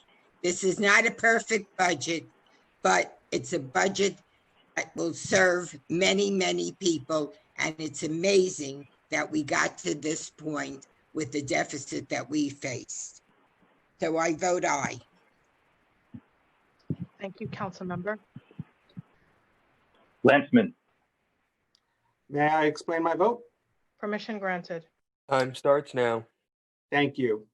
In the middle of the COVID-19 pandemic, Mayor de Blasio proposed balancing an $8 billion deficit on the backs of our youth and most vulnerable, while essentially leaving the NYPD budget untouched. This council, through this budget, has completely flipped that switch. And we did it by listening to the people, our constituents. In this budget, we preserve the social safety net for seniors and the poor. We defend immigrants from deportation, renters from eviction, and homeowners from foreclosure. We ensure that our young people are engaged, challenged, supported, and guided. We keep municipal workers working and bringing home a paycheck. And we right-size the NYPD for 2020, forcing a transformation in how safety is defined and achieved in our schools and how our homeless population is engaged. Reforming policing and the criminal justice system is nothing new for so many members of this council. We've led the way in reducing the city's jail population to the lowest level since World War II, decriminalized the most common low-level offenses, forced the city to make far fewer marijuana and fare evasion arrests, got the DAs to extinguish hundreds of thousands of old warrants, passed the Right to Know Act, eliminated fees for posting bail and inmate phone calls, made it easier for former inmates to vote, kicked ICE off Rikers Island, and provided lawyers to immigrants facing deportation, quadrupled funding for alternative to incarceration programs, and funded district attorney reforms like a wrongful conviction unit on Staten Island. And that, my colleagues, is the abridged version. So, for making meaningful cuts and reforms to the NYPD, and for saving the social safety net, criminal justice reform spending, and youth and education programs, I vote aye on this budget. Thank you. Thank you, Councilmember. Lander. Request permission to explain my vote. Permission granted. Thank you. I want to thank our tremendous finance staff led by Latanya and Regina, as well as the budget negotiating team, Chairs Rose, Traeger, Gibson, Finance Chair Drum, and especially Speaker Johnson for your tireless work. You fought for and won restorations that really mattered: fair student funding, summer youth programs, CUNY ASAP. And I want to honor the Black members of this body for your lifetimes of leadership in pursuit of civil rights. There has never been an easy time to be Black in America, but this is an especially difficult one. We honor it, and I feel grateful to serve in this body with you. I am voting no on the budget tonight. Over the past month, since Breonna Taylor and George Floyd were killed, an unprecedented movement for racial justice has taken to the streets, led by Black leaders, but including a multiracial, multi-generational coalition pushing for fundamental change in how we approach public safety. We have made many incremental reforms in this body, but they have not gotten the job done. So a clear demand emerged from longtime police accountability advocates led by Communities United for Police Reform to shrink the NYPD budget by at least $1 billion and prioritize investments in communities of color. Reducing police spending is both a first step to transforming our approach to public safety and a fiscal necessity. According to the Vera Institute, New York City spends far more on policing than other cities. We have one officer for every 162 people, LA one for every 308, Houston one for every 360, Phoenix one for every 380. But this budget does not meaningfully shrink the NYPD budget. While it imposes a hiring freeze on teachers and counselors, it does not even extend that hiring freeze to cops. Put simply, we are not making the kinds of cuts needed to reduce the footprint of policing, to protect public health, our social safety net, and balance the budget. Now, we aren't going to transform our approach to public safety in one budget vote. So however you vote tonight, I hope we can work together to follow the lead of the Minneapolis City Council, who voted on Friday to replace their police department with a new Department of Community Safety and Violence Prevention. We urgently need to get away from having policing as the primary response for every public safety problem, from mental health to domestic violence, to homelessness, to school safety, to reckless driving. That is the real path to transformation in how we achieve public safety.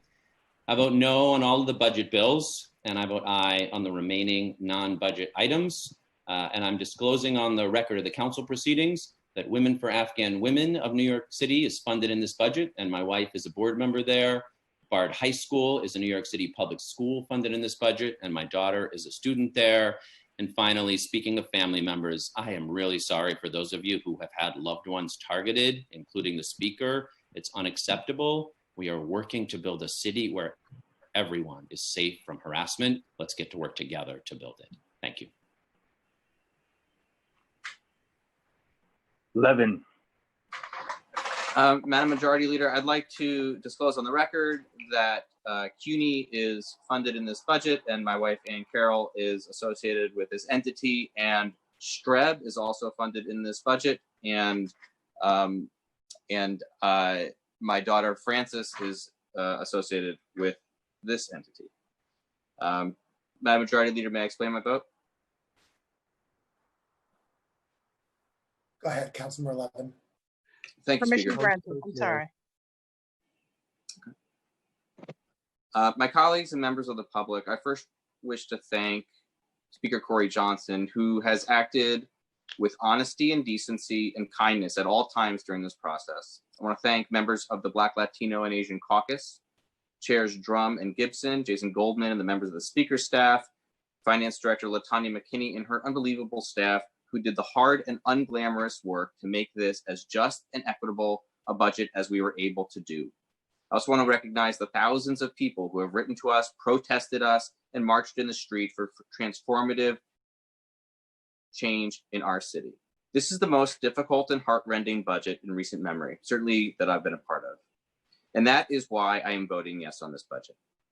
I see it as my responsibility to do my best to stand up for those in greatest need.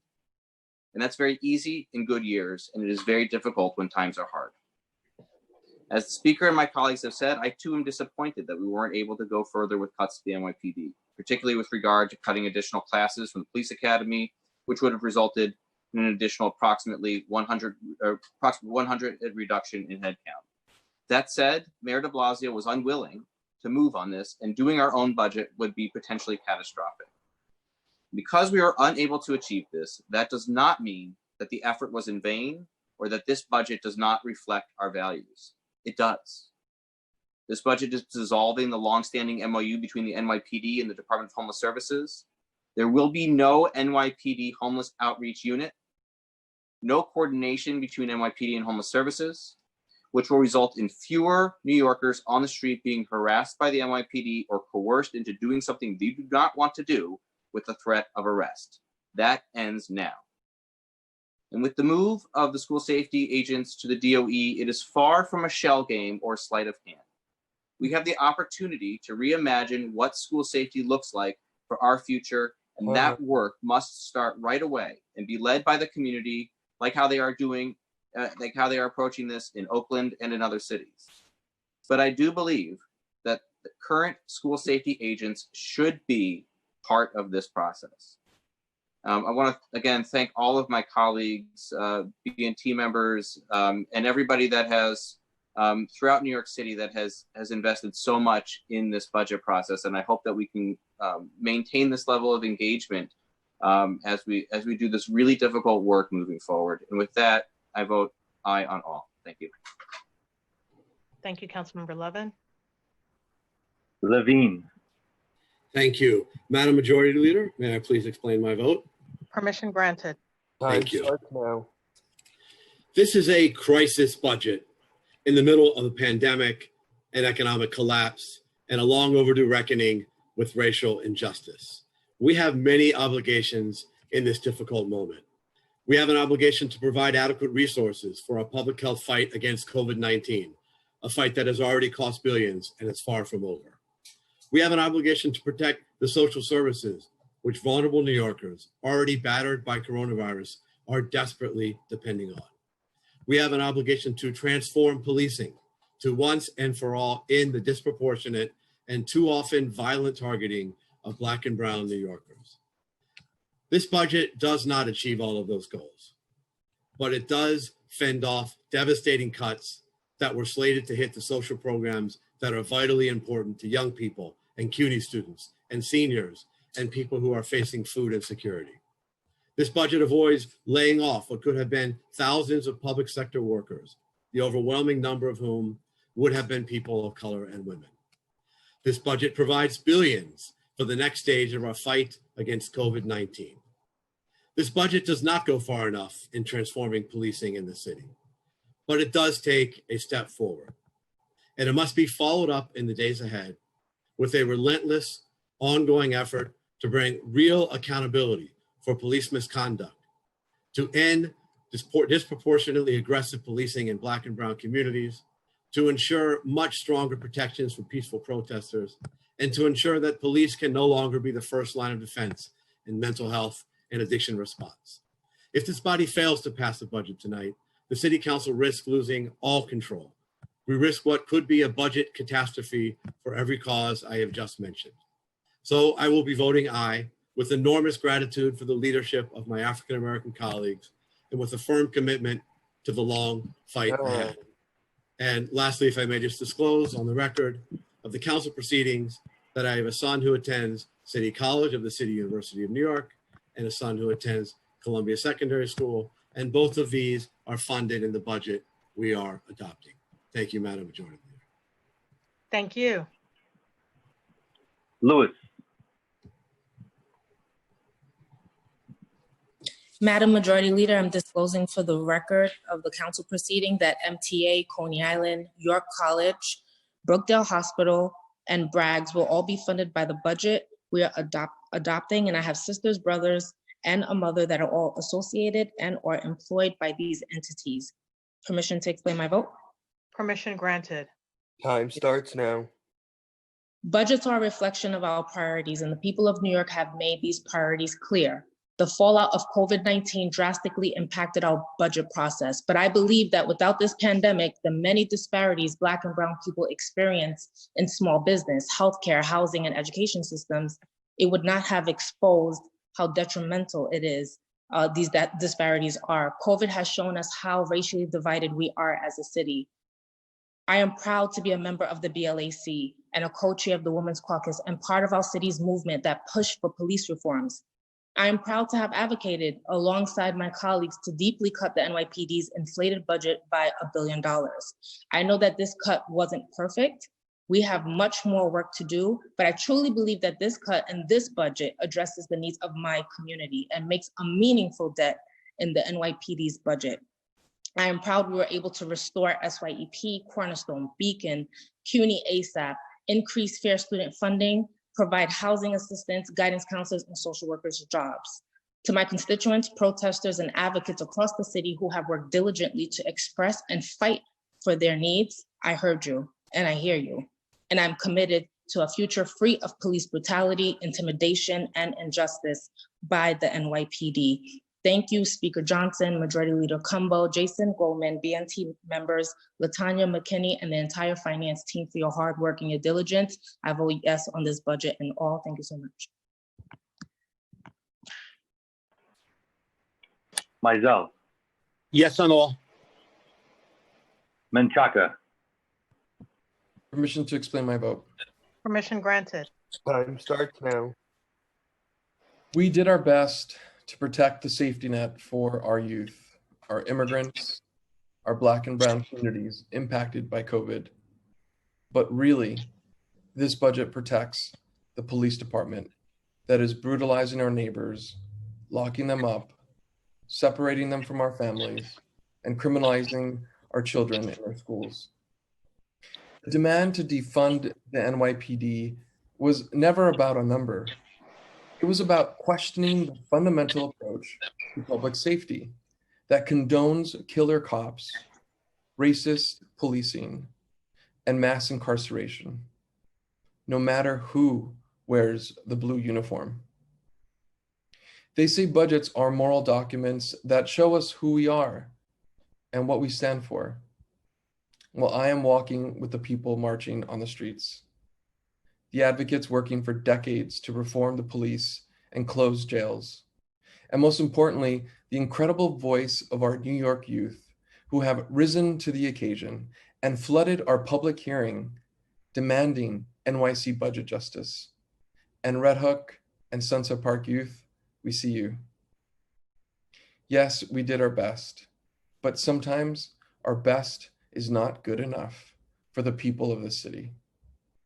I vote no on all the budget items and yes on land use item 665 and the accompanying resolution 1366.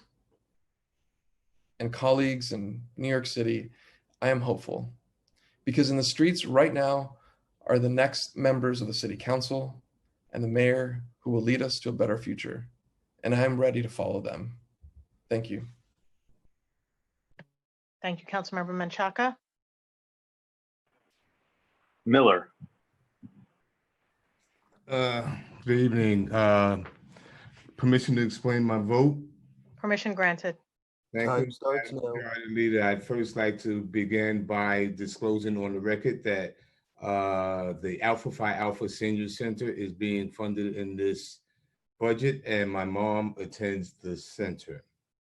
I now would like to thank the members of the Black, Latino, and Asian Caucus for their months of steadfast deliberation and participation, not just on this budget, but in advocacy and their commitment to our prospective communities during in the midst of an incredible COVID-19 crisis and nationwide social unrest in response to violence and even death perpetrated on Black lives at the hands of police officers. And in the midst of all this, that we as a caucus, you have remained steadfast and been able to manage the business of the people and not get caught up in the hype, and the hyperbole, even the personal attacks. We have all remained focused, and I thank you for that. And being able to remain focused in serving the 5 million New Yorkers that we are tasked with serving is important, that those needs and values of those communities of Black, Latino, and Asian members are reflected in this time, and particularly in this budget. And because for that, I want to thank everybody for their steadfast advocacy. It is not easy in this climate. And I'd like to thank my colleagues in the council that aren't members of the caucus for their advocacy and their support as well. But certainly I'd like to thank Speaker Johnson. I'd like to thank him for his leadership, his thoughtful support, and for him listening and hearing the call and the voices of these Black, brown, and Asian folks throughout the city. And because of that, we were able to address the needs of these communities. So I want to say to the others that are out there that police reform did not begin nor end with this budget. To believe that would dismiss the Community Safety Act and not recognize what this city looked like prior to that, it would be to dismiss the work that all of my colleagues have done over the past few years in police reform, from right to know to all of the low-level reforms that have been done, including marijuana reforms that have disproportionately impacted communities of color. And certainly it would be to dismiss the package of really impactful legislation just passed by this council and our colleagues in the state. And so understand that these reforms only occurred by engagement and the thoughtful discourse. We hear you and we have engaged you, but please do not dismiss the work that we have done and the work that we will continue to do on behalf of police reform and on behalf of all the citizens of the city of New York. I look forward to working with my colleagues as we move forward. Thank you. On this just budget, and I will be voting aye on all except for resolutions 1355 through 1357. Thank you, Majority Leader. Thank you, Councilmember Miller.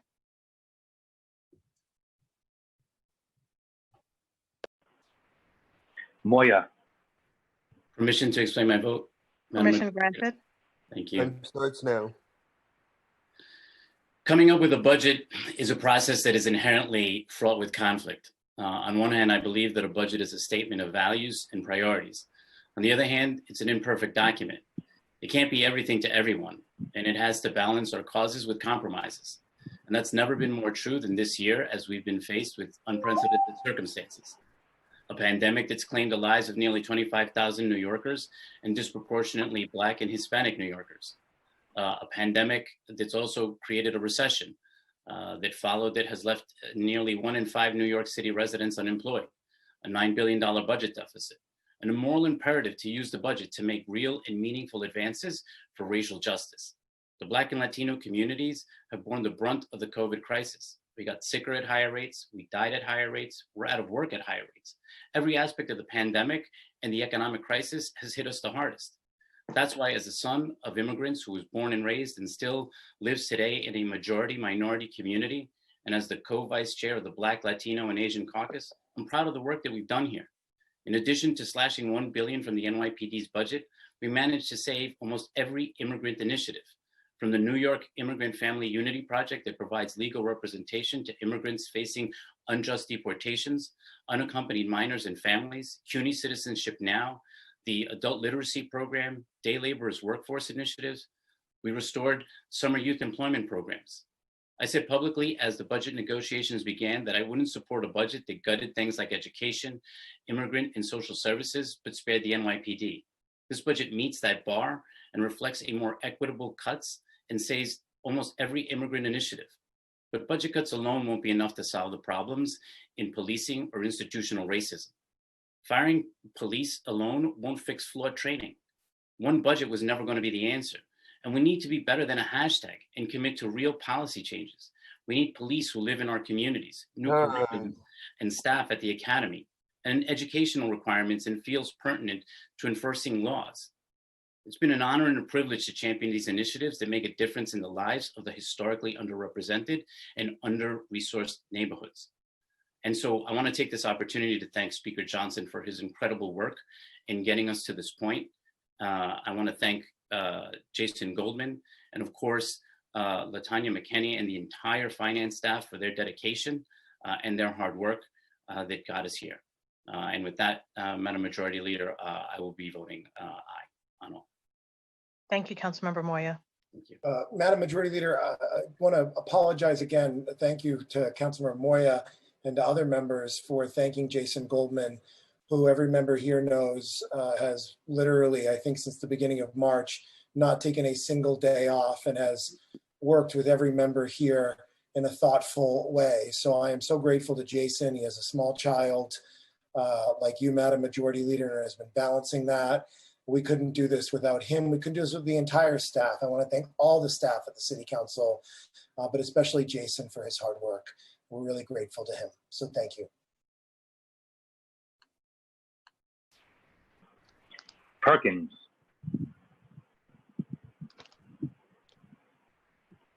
That I'm voting aye on all, and above and beyond that, I'm disclosing for the record of the council proceedings that the Board of Elections is funded in the budget we are adopting, and my wife, Pamela Green Perkins, is associated with this entity. And so I just wanted for the record make sure that there's no conflict in that regard. Thank you. Thank you, Councilmember Perkins. Powers. I'm disclosing on the record of the City Council proceedings at Mount Sinai Hospitals in the budget we are adopting. My mother is associated with that entity. Permission to explain my vote? Permission granted. Great, thank you. Okay, thank you. This has been a very difficult and tumultuous time here in New York City, and this budget is going to be the first of a number of budgets where we have to pull the city out of an unprecedented fiscal hole that's been caused by COVID-19. It's also going to be one of the first and many inflection points on a path towards tackling systemic racism in this city and in our approach to criminal justice. And I'm voting yes today in the interest of taking a step forward in both of those important goals, with the recognition that we have a lot more work to do. We have to act both with a level of urgency in doing that. In the last 3 or 4 weeks, we have been doing that, while recognizing that this is going to be a persistent and aggressive focus on this goal. I think there are goals that are very attainable if we continue to stay focused, accept this progress, and build on today's reforms and the recent legislation that we passed. Whether it's continuing to reform policing in our schools or having a serious conversation on the role and the headcount of police in a major city like New York City. I believe we can get there, and I wouldn't be in public service if I didn't believe that we can achieve those goals. And while there are times in these last few months, including right now, where these all feel so difficult and impossible, I believe in New York City to meet that challenge, and I believe in us to continue to respond to these challenges that lay right before us. The last few weeks have been very difficult, as a lot of us have tangled these big questions and fought over what should be in this budget and what has to be the difficult decisions. But I want to appreciate my colleagues and where we disagree. You guys are thoughtful and have really engaged this seriously. I want to thank my constituents. They have responded to this moment. They have engaged in a thoughtful dialogue. They've exchanged ideas with me. And together, we're going to continue to do more in the coming months to build on this work. And we're going to continue to do the work that we've been sent here to do, to reform and to keep acting upon this. And I just want to thank the staff here at the City Council, but I also want to thank my staff who have been helping to answer the calls and talk to add their voice, my constituents and throughout the city in the last few weeks. They are just a young, talented, and remarkable group. I'm proud of them every single day. And they really have been responding to this moment and sharing really thoughtful ideas with me about what comes next. So I know that we all agree that the work doesn't end with today's vote. It is a step towards progress. It is rebuilding. It is reforming. We have a lot more work to do. I hope we all do this together, whatever you vote today. And we'll all be a little bit better and a little more thoughtful as we move forward. Thank you. Thank you, Councilmember Powers.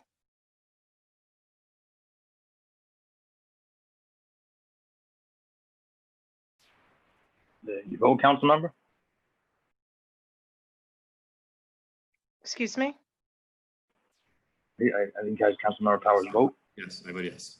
Thank you. Yes. Thank you. Yes or no? Thank you. Yes. I pause. Richards. I'm disclosing on the record of the council proceedings that Challenge Prep Academy is funded in the budget that we're adopting, and my wife is associated with this entity. Permission to explain my vote. Permission granted. First, I would like to thank Speaker Johnson, who I believe did everything in his power to ensure communities like mine that were hit hardest by COVID-19 would be prioritized in this budget. And I want to thank him for defending his members in this institution, even at his own expense. I've spent the last 48 hours wrestling with the decision whether to vote for or against this budget, especially since I've never voted against one. However, my concern with this budget is not just about the $1 billion cut, but more about the NYPD's culture. A $1 billion budget cut can't address systematic racism that runs rampant within the NYPD. Today, we must send a clear message that it's not okay to kettle peaceful protesters, that it's not okay to place Black and brown New Yorkers in a chokehold as they gasp for air. We must send a clear message that it's not okay to shoot unarmed Black men like Sean Bell and Ramarley Graham. Tonight, we must send a clear message that no one is above the law, not even the NYPD. Now, let's go through some of the facts on this budget. And I've had the pleasure of chairing the committee, which has overseen the police department. Let's talk about overtime first. There are no safeguards to ensure the NYPD will actually adhere to the reductions in overtime they've committed to this fiscal year, like they do every year. Secondly, fringe benefits, regardless of whose budget line they're under, shouldn't count towards cuts. This is called creative accounting. I want to thank Speaker Johnson for his work on ensuring that we do cancel 2 police classes, but there still isn't a binding agreement that city workers won't be laid off later in the year, although the NYPD will still be able to not have it freeze enacted. Lastly, even with school safety being transferred, there hasn't been enough details fleshed out in advance of this vote to ensure protections and real reform in our schools will take place sooner than later. While I have other concerns, these are but a few. As chairman of the Public Safety Committee, it is my hope that as we move through the remainder of this year and beyond, that this administration seriously works with the council, community stakeholders, and local communities on the finite details of a real plan to chart a new course on what policing should look like in our city in the 21st century. I will end with the words Dr. King spoke so eloquently in 1963. The ultimate measure of a man is not where he stands in moments of comfort and convenience, but where he stands at times of challenge and controversy. With that being said, I am voting no on this budget, and I vote aye on the rest of everything else. Thank you. Thank you, Councilmember Richards. Reynoso. I would like to disclose on the record that my wife is a mental health counselor for the Foundling Incorporated, which is funded by the City of New York. I would like to vote no on all budget items and vote yes on all land use items. Thank you, Councilmember Reynoso.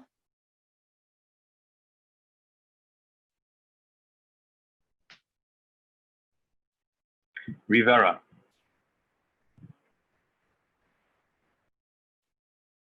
First, I must disclose for the council record that the NYPD is being funded in the budget and my mother is an employee there.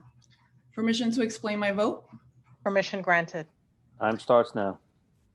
Thank you, Madam Majority Leader. This budget vote, like many of the decisions we've made in light of the COVID-19 pandemic, finds us attempting to address multiple crises caused by systemic racism. That's an almost impossible task, and one made even more difficult by our federal and state leaders who know fully well that municipalities have little to no power to explore new taxes or implement debt financing. Regardless, we will need the state to be a serious partner going forward. Given all of this, Speaker Johnson and his team have gone above and beyond to meet this moment. Speaker Johnson, the Finance Division, and our budget negotiation team tried harder than anyone could have imagined to drag the mayor to the negotiating table. For the first time in decades, the city's budget negotiations addressed some of the funding inequities between the NYPD and our community programs. This took a hell of a lot of work, and it should be lauded. My vote on this budget was always going to be guided first and foremost by the mayor's commitment to invest sufficient dollars into our Black and Brown communities who have been most impacted by the stark inequities in education, housing, and healthcare. We knew that the best source of these dollars came from the NYPD, particularly their funding for enforcement in spaces where police are clearly not the solution. While this budget will result in some officers in schools and homeless outreach being moved out of NYPD, the mayor would not accept the removal of police from other roles or even seriously address the failure of the NYPD to dismiss officers who have committed clear acts of misconduct or abuse and remain on the force. Because the mayor decided to draw his line in the sand here, I cannot support the resolutions and communications related to the FY21 budget, and I'm voting no on all budget items. Now we must all look to the future. When I first spoke to advocates about their call for cutting the NYPD budget by $1 billion and reinvesting those funds in our communities, we all knew that the fight, whatever the outcome, would only be the first step in a much longer and larger fight to radically change the way we think about public safety. Whatever way you cast your vote today, we can all pledge to work together so that one day we can reach that future. Thank you. Thank you, Councilmember Rivera. Rodriguez. Permission to explain my vote?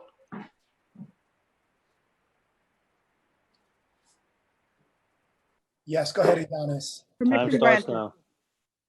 I think that we need to put our conversation today on regard to this budget on perspective. Being a council member from 2009, there was no police reform from 2009 to 2013. Not at all. I think that now coronavirus, George Floyd, have put the real New York City in perspective. We are the results of a society built for more than 400 years with a racist system. I think that this budget is not the ideal one. We should never have to make decision between SYP, ASAP, and reducing funding from the NYPD. Being this my 10th budget, sharing this experience with many of my colleagues here, this is like the budget dancing cycle that we've been living years after year. I think that this should be only a beginning where we should invite all colleagues here to please share the privilege that many of those communities that are composed by middle class and upper class has in our great city of New York. So hopefully this is only a beginning of reforming the police departments. We need to recognize the job done by the good police officers, as we recognize the good job of that people do in different areas. At the same time that we need to remove the bad apple and to change the system that we have built in the city. So I'm voting aye with this budget, understanding that this is only a beginning, or a lot of things that we need to do, especially addressing poverty in immigrant, Black, Latino, and Asian community. Thanks. Thank you.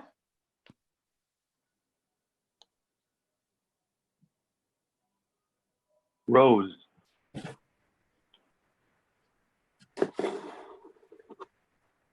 Permission, I am disclosing on the record of the council proceedings that the New York City Department of Sanitation is funded in the budget we are adopting, and my son is associated with that entity. Permission to explain my vote. Permission granted. Thank Time you. starts now. I am voting no on Resos 1355, 1356, 1357, M245, and Reso 1365. And I just want to thank all of the young people for pushing us to this point, for relentlessly raising their voices. And I say, keep it up. We hear you, and hold our feet to the fire. For my colleagues, I want to thank you for the civil discourse that we were able to engage in this evening. And to Speaker Cory Johnson, I can't thank you enough for the compassion that you brought to all of these discussions. You were differential to the feelings, the concerns, and the wisdom of the BNT members. We wouldn't have gotten here if it wasn't for your sage leadership. And for my BNT colleagues, I can't thank you enough for your vocal advocacy and your tireless support. If you never backed down, you always said that the youth had to be our priority, and you did everything that we needed to do to make sure that they were. And to Latanya, Regina, Isha, and Michelle, I have to say their names because they are phenomenal women who shepherded us through this budget, putting us a step closer to making New York City a more equitable city. And for those of you who tried to use this budget as a litmus test for our concerns for Black lives, I just want you to know that every decision that was made to protect the social safety net and to protect the most vulnerable New Yorkers. Thank you. Thank you all. Thank you, Councilmember Rose.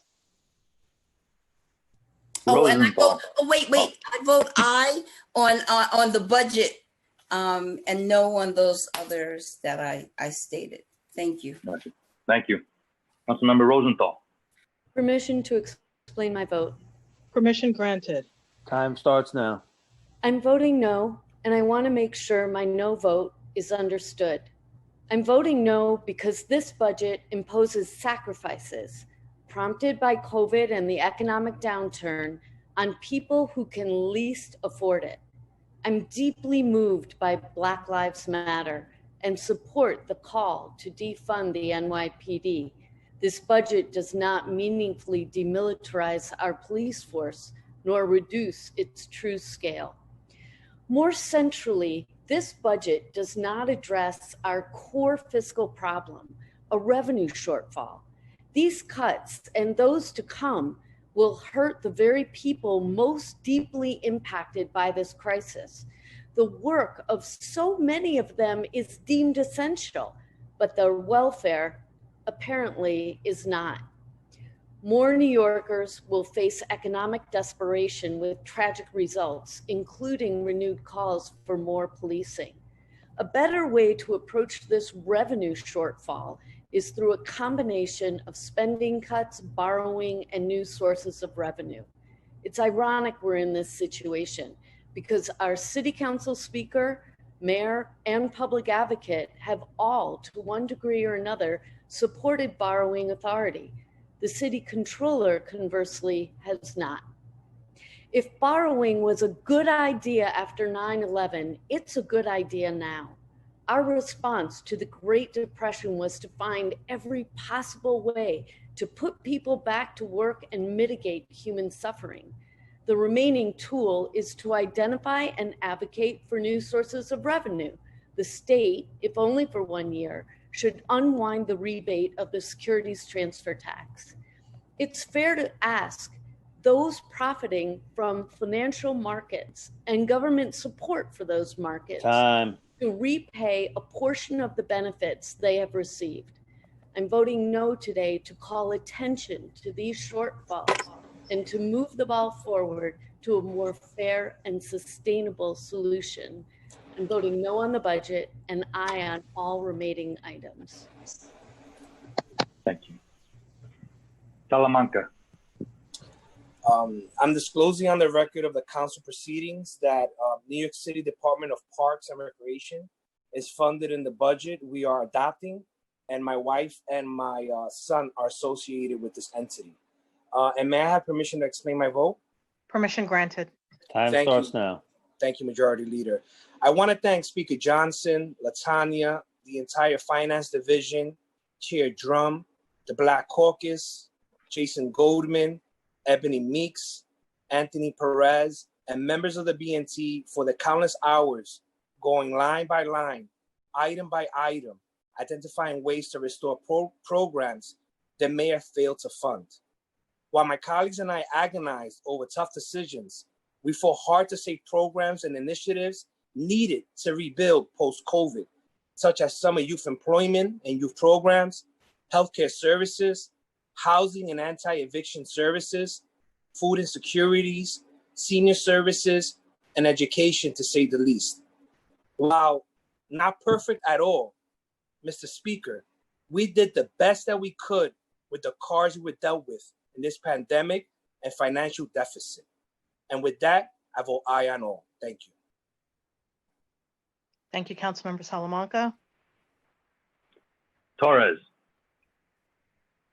Yes, I want to disclose that funded in the budget is the Department of Finance, which employs my brother, and permission to explain my vote. Permission granted. Time starts now. First of all, I want to recognize the Speaker for shouldering the burden of leadership in a moment of crisis. Mr. Speaker, you've had the impossible challenge of substantially restructuring the NYPD's budget amid public protest and sustaining the social safety net for communities hit hardest by COVID-19 while closing a $9 billion deficit, all without state or federal support. Never has a speaker been expected to do so much with so little. I do not envy your position. Even those voting no must acknowledge that the speaker did the best he could in the face of overwhelming opposition from the mayor, a historic $9 billion deficit, and continuing neglect at the hands of a federal government that has told New York City to drop dead. It is true that the city council could have in theory passed its own budget, but in practice, the mayor has the power of impoundment. The mayor could have unilaterally defunded the very community-based organizations upon which all of our communities depend for vital services. In choosing to negotiate a budget, a tragic necessity in a system of checks and balances, the speaker wisely chose not to take the risk of further endangering non-for-profits that cannot afford to be defunded in the midst of COVID-19. Non-for-profits hanging by a thread cannot afford to be casualties of an indefinite power struggle between the mayor and the city council. This budget is admittedly full of disappointments, but I ask myself, should I vote against a budget that invests over $500 million in the creation of new community centers, that promotes fiscal equity in public education, that preserves after-school programs and jobs for underserved youth in places like the South Bronx, that manages against all odds to do an enormous amount of good for an enormous number of people in the face of a crippling $9 billion deficit. As a council member who represents some of the poorest communities in the city, I do not have the luxury of voting against critical investments in employment, education, and equity. My community does not have the luxury of sacrificing those investments in a political power struggle with the mayor, who again has the power of impoundment. Time. The speaker negotiated the best budget he could, given the dreadful hand that he was dealt, and for that reason, I will vote aye. Thank you, Councilmember Torres. Traeger. I am disclosing on the record that 721K is in the budget and my father is associated with this school. And permission to explain my vote, Majority Leader. Permission granted. Time starts now. This is the hardest vote that I've ever had to take in the council. This was supposed to be a budget that spoke to our moral priorities, making sure that the trauma our children are experiencing during COVID-19 pandemic was temporary, not generational. We have succeeded in restoring some of the mayor's most punitive cuts, but ultimately this body was reduced to fighting for crumbs. We are in an unprecedented fiscal situation at the very end of the budgetary food chain. What little relief came from the federal government for education was quickly expropriated by the state. The state passed along devastating cuts with another $8.2 billion in cuts to aid to localities that still has not been specified looming. The mayor put forth a deeply punitive executive budget, prioritizing funding cuts to direct services for children. The administration has overwhelmingly rebuffed the alternative cuts proposed by this body, both to the NYPD and to other agencies, cuts which would have shifted the pain away from everyday New Yorkers and towards administration. Much of this in the service of the mayor being able to claim that we're passing a budget without layoffs. Mr. Mayor, that is disingenuous.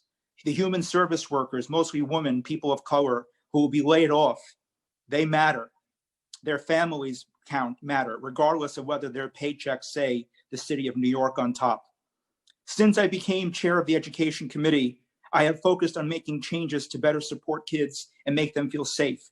There are more school safety agents than there are school counselors, social workers, and psychologists combined. There are over 2,000 more school safety agents working in the DOE today than there were in 1998, when the zero tolerance Giuliani administration transferred them over to NYPD. Last year, Majority Leader, if I could explain, because there's a lot of education stuff in this budget, I appreciate the extra time. Last year, I and my colleagues had to fight like hell to get 200 additional school social workers hired. This year, the mayor proposed cutting 25 of those positions, social workers for high-need schools and students in temporary housing, and we again fought like hell to keep them and succeeded in restoring them. Over the past 2 years, I fought hard to lift a hiring freeze on social workers and counselors, and I'm disappointed it is being reapplied at a time when we need them more than ever. However, I am grateful that today we were able to secure a commitment to include school safety agents in the hiring freeze as well. Last year, my colleague Donovan Richards and I fought to change language in the DOE's MOU with the NYPD that allowed officers to enter schools to execute arrests and to give principals more of a say in the evaluation of safety agents in their buildings. This year, we call for the MOU to be canceled and for a transfer of the school safety division from NYPD to DOE as a first step to enable the development of a more restorative model. The transfer of school safety back to DOE undoes a Giuliani-era zero tolerance model and a hiring freeze on school safety agents, and I'm proud that we're taking this first step. But make no mistake, we should not be taking a victory lap, what is only a preliminary agreement. There is still ambiguity in what the path forward looks like. I will be fighting to ensure that arrest power and handcuffs are removed. We need to develop a more restorative model with the council, labor, educators, schools that have been doing restorative justice work, and the most importantly, the youth who are directly impacted by school safety policy at the table. To the advocates who have been absolutely essential to shaping my advocacy and in challenging me to go farther over the past few years, Girls for Gender Equity, Dignity in Schools, New York City Liberties Union, AQE, Urban Youth Collaborative, and many others, I know that this budget is a disappointment. I appreciate our continued dialogue through disagreement and am committed to continuing to work together to ensure that school safety is fundamentally reimagined in a way that centers the holistic needs of children. I am a former high school teacher, and I understand that kids respond to trust, not to authority. There is much more to do. Acknowledging the place, Majority Leader, I'm ending now my final paragraph. Acknowledging the places, there's so much education here, and I just want to make sure we get it out. Acknowledging the places where we fell short, I am proud of the hard-fought victories in this budget. The mayor proposed a $100 million cut to fair student funding, which would have resulted in teachers, counselors, social workers being excessed from schools across the city. We fought hard, and that cut was restored. The mayor wanted to cut Single Shepherd, a program which pairs middle and high school students in the South Bronx and Brownsville with a dedicated counselor or social worker who stays with them through college at a 100-to-1 ratio. This is exactly the kind of program we need to contend with the immense trauma that our kids have undergone over the course of the pandemic, and I'm committed to vote against any budget that cut that program. I want to thank the educators, the school leaders, the advocates, my colleagues who've been rallying around this program. I want to thank Single Shepherd.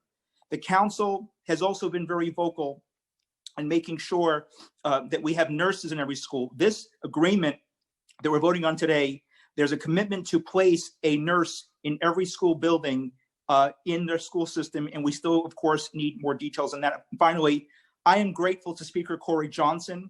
I am grateful to my colleagues for standing with me to fight for our schools when the mayor literally even yesterday was saying no to Single Shepherd.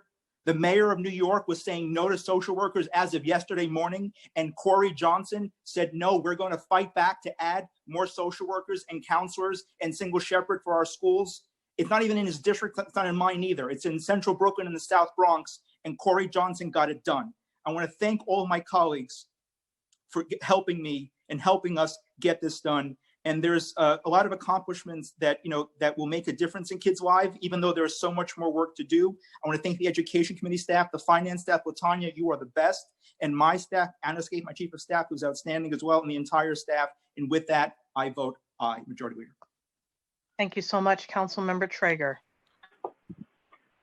Ulrich. Permission not to explain my vote. Permission certainly granted. Thank you. I vote no on everything, and I wish everybody a good night. Thank you. Thank you.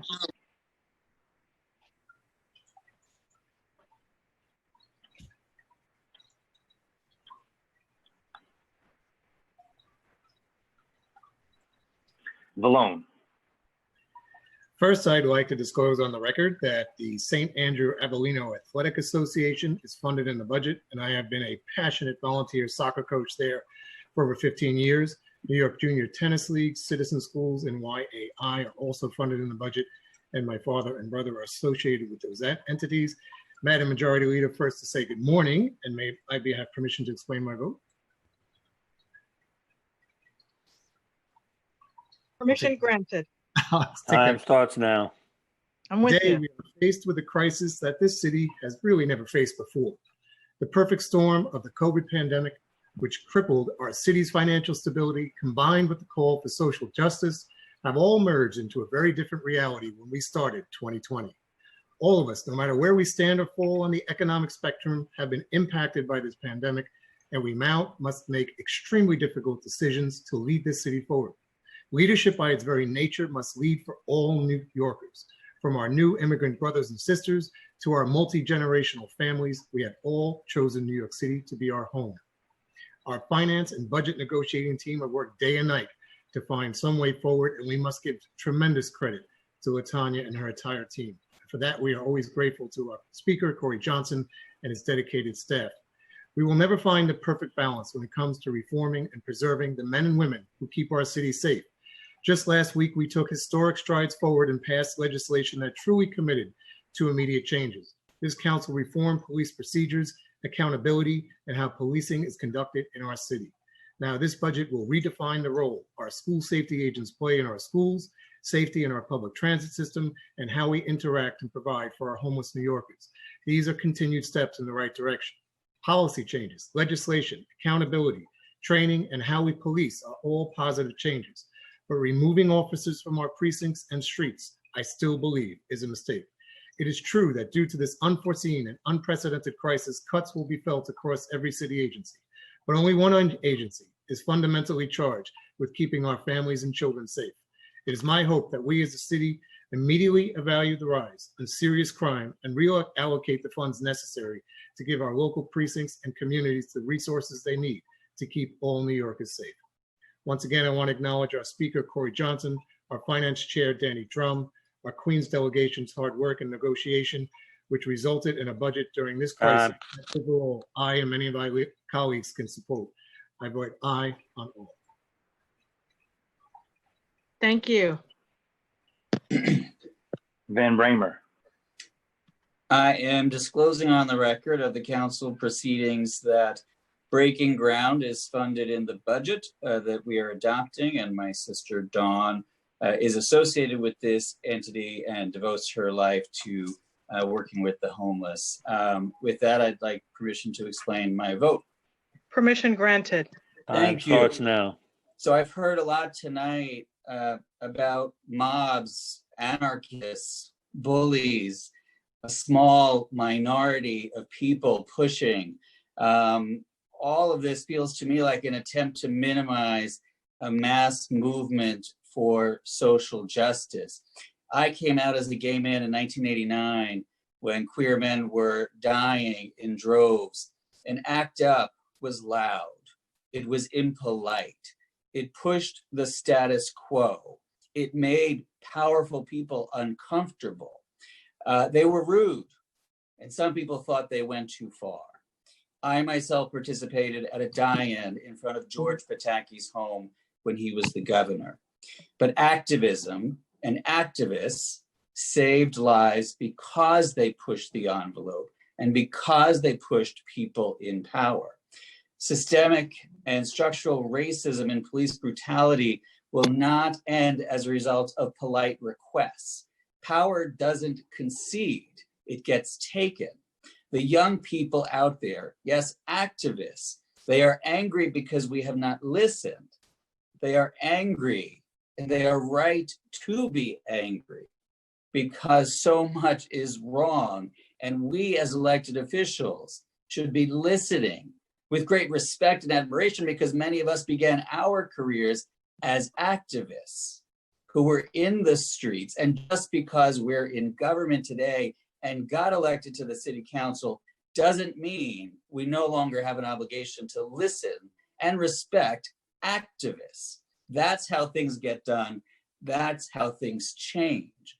And that's why I'm voting no on this budget, because we didn't do enough. We didn't get to where we needed to get to. We failed in too many important ways to fundamentally change the way this city is policed. And so I cannot vote for this budget because I made a pledge. I made a pledge not to vote for this budget unless it cut the budget of the NYPD by at least $1 billion. And in that vein, this budget fails miserably. So I vote no on the budget and aye on all the rest. Thank you, Madam Councilmember. Majority Leader, Yes, parliamentarian. can we please recognize Councilmember Ulrich before moving on with the next member? Yes, Councilmember Ulrich. Councilmember Ulrich is here. Councilmember Ulrich, do you have any disclosures to make on the record? Yes, I wish to disclose on the record that I am an adjunct professor at St. Francis College, an organization, an entity which is funded in this budget, not by me directly, but by this body. And I believe that is the only disclosure I have to make on the record. I thought you wanted to change your vote to a vote on all on aye. No, I haven't had that much to drink. Thank you, Madam Majority Leader. Thank you very much. I still wish to vote no on all. Thank you. We'll call Madam on you. Majority in a little Leader, while later. we should also recognize Councilmember Jonai. Councilmember Jonai. Thank you, Majority Leader. I'm clarifying and further explaining my disclosure statement. On CUNY, my boys are considering going, have not finalized their decision for summer classes, and in doing so, I'm disclosing that they may be attending CUNY or taking CUNY classes during the summer. And to further elaborate on the New York Public Library, which is being funded as budget, that my brother, I have good reason to believe, I know that he is involved with the libraries and may be associated with this entity. Thank you, Majority Leader. Thank you so much, Councilmember Jonai. Councilmember Yeager. Madam President, may I be excused to explain my vote? Permission granted. Time starts now. Thank you, Madam President. I'm going to try hard not to repeat much of what has been said on the floor tonight or this morning, particularly because the majority has already recorded its vote and the budget will pass. But it does, I think, be worth mentioning. The budgets, as been said, are balancing acts. In this body, people don't agree on everything. I think that's very clear. I have agreed and disagreed with members of this body on both sides of the aisle. I have agreed and disagreed with members of this body from every community, from every borough, sometimes more difficult than others in our disagreements, and sometimes our agreements and partnerships have been tremendous. And I think what we saw on the floor on Thursday was an example of that, a broad cross-section of representatives in this body coming together to speak up on, for example, taxation. And we've done that in the past together on other issues as well. For me, there is no one particular item in this budget that galls me to the point of voting no. It's not that at all. I think it is important to note, as has been said on this floor, that the Speaker, Mr. Speaker, his team, the Chief of Staff, the Director of the Finance Division, members of his body who attended hearings. I attended nearly every single finance hearing during the preliminary and executive budget process, although I'm not a member of the Finance Committee, because like most members of this body, I care deeply about the present of our city and the future of our city. That's why I ran for office. I've said often on the floor of this council, Madam President, my time is about to expire. I ask your indulgence briefly. Please continue. I've said often on the floor of this chamber that giants have walked these floors before I. I believe giants will walk long after I'm gone. It is an incredible honor to serve in the council, to be one of 51 members representing the people of New York City, truly the greatest place in the world. For me, I think as I cast my vote, there are going to be some who will attribute meaning to my vote beyond my words. I urge you and encourage you not to do that. My words are what I say they are and nothing more. Perhaps I have a luxury of recording my vote after the majority has already recorded its vote, and perhaps therefore I can do what I want at this point. You'd be wrong as well. The record of this chambers will show that I am frequently a sole no vote. I vote my conscience. Today I'm not a sole no vote, but I will be a no vote on the budget package. I believe that I channel the will of the people who sent me to the council in doing that. It's not to say that any one particular issue, as I said, is why. I traveled around my district today in between the two stadiums, and as I saw the vast numbers of trees fallen in my community, I couldn't help but think about the fact that this budget is going to cut the pruning program in the Parks Department. There are going to be fewer sanitation pickups on the baskets on our corners. At the same time, there is no cut to the number of people who are going to walk around and write summonses. We're moving the traffic enforcement people over to an enforcement division that will focus on writing even more summonses. It's been said before by both sides of City Hall. I have a big problem with putting $500 million into the Department of Education that isn't going into classrooms. I have a problem with that. Now, I know that there are good reasons to do so. On both sides of City Hall, that agreement was made. I understand that.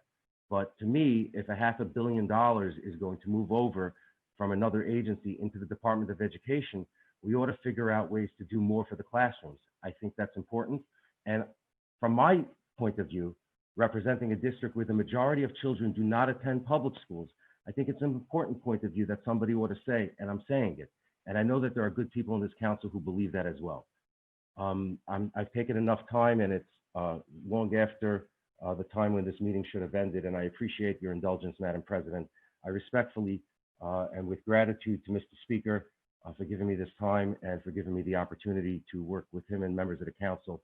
I vote no on all with the exception of LU 665 and accompanying resolution 1366, and I honor those deeply who vote in a different way than I, but this is my vote tonight. Thank you, Madam President. Thank you, Councilmember Yeager.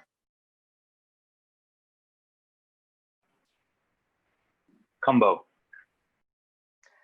Thank you. I am disclosing on the record of the council proceedings that the New York City Department of Education is funded in the budget we are adopting, and my sister is employed by DOE.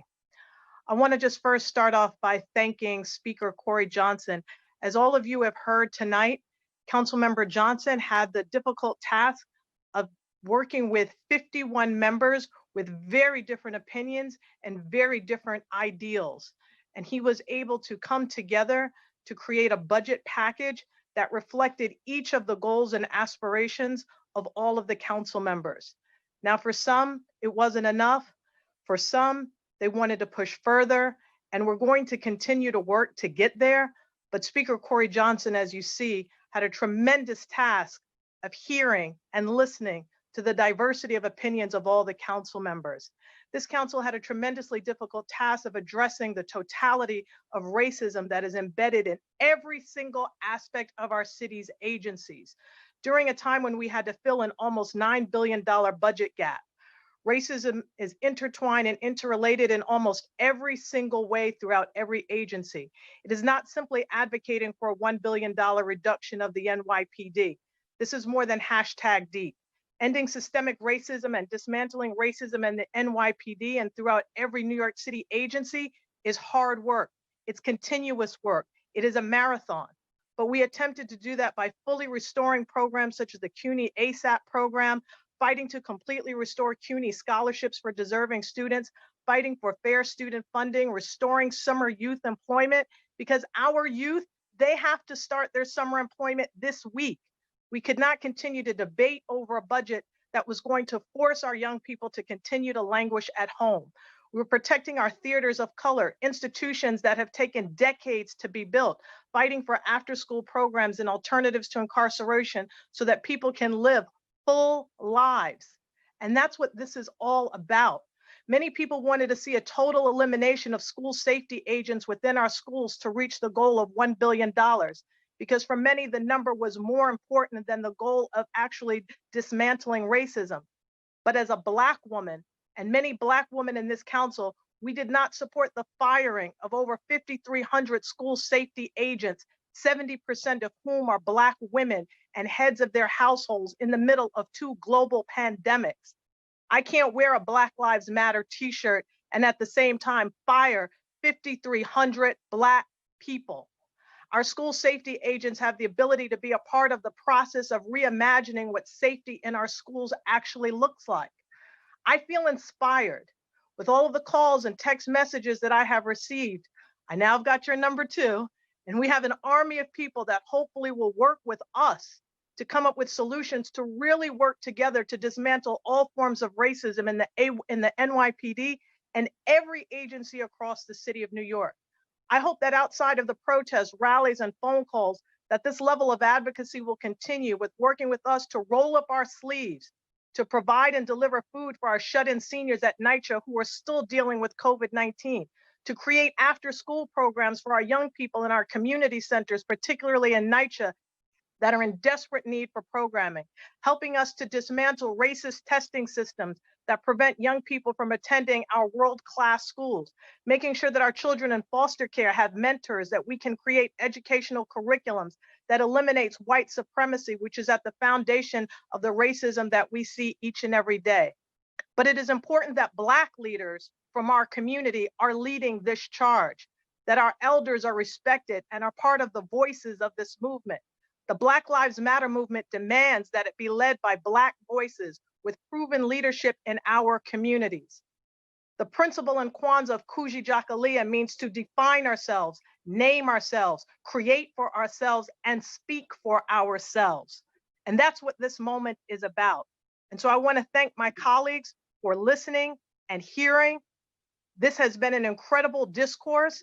This is just the beginning in terms of the dismantling of the NYPD's budget. We have one more budget cycle left for many of the council members that are term limited out, and we will have that opportunity in order to create best practices, to have those deep conversations, to understand how people feel all across the city of this New York. But with Black voices being at the forefront of that movement, I proudly vote aye. I also want to give a very special shout out to my entire staff for all of their work in this. And I also want to recognize Ebony Meeks, who has just been incredible. We've heard her daughter throughout all of the Zoom conferences, participating as she held down her family, but made sure that we went line by line in this budget cycle to get to where we are today. I thank all of you. I dedicate this to our children. This is for the next generation. And thank you, Speaker Cory Johnson. And I proudly vote aye on all. Speaker Johnson. I want to thank my staff, Jason Goldman, Celine Mizrahi, Ebony Meeks, Anthony Perez, Genevieve Michaels, Jen Firmino, the entire staff for their tremendous hard work. Again, LaTanya McKinney, Regina Pareto-Ryan, Isha Wright, the entire finance division. I want to thank the sergeants at arms and Carl D'Alba for their really hard work throughout this entire process. The Chief Sergeant, Raphael, I want to thank you for your diligence and hard work. So I'm grateful to all of you. I look forward to discussing next steps on what we can do, because we know this is the beginning, not the end. And I vote aye on all.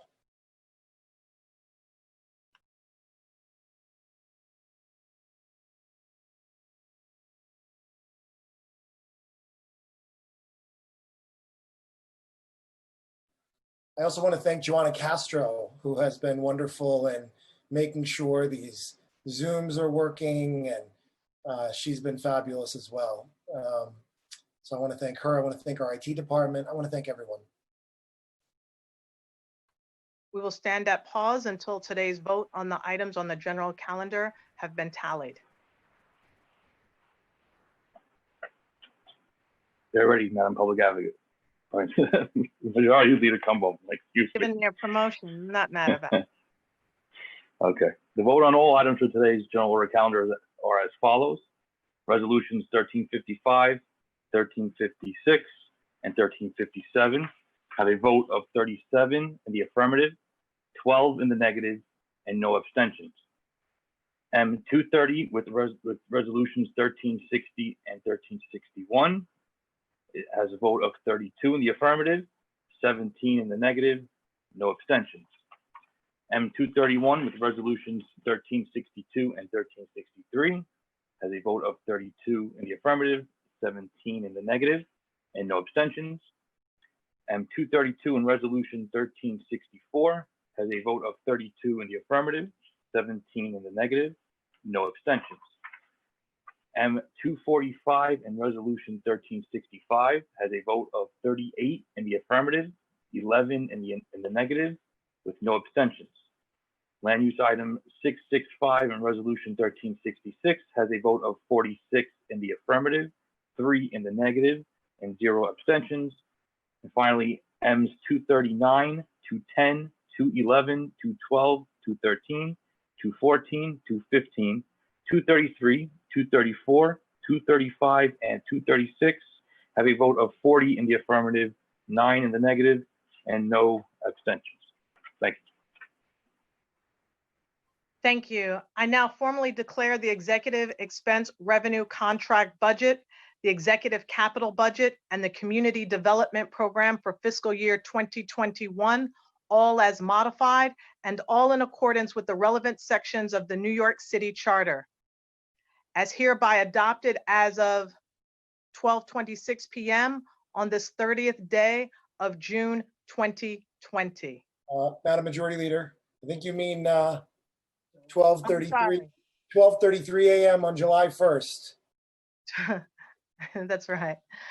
12:23 a.m. 12:33. 12. You have to excuse my computer, it's a little behind. As hereby adopted as 12:33 a.m. on this first day of July 1st, 2020. Is that right? That's right. It's July.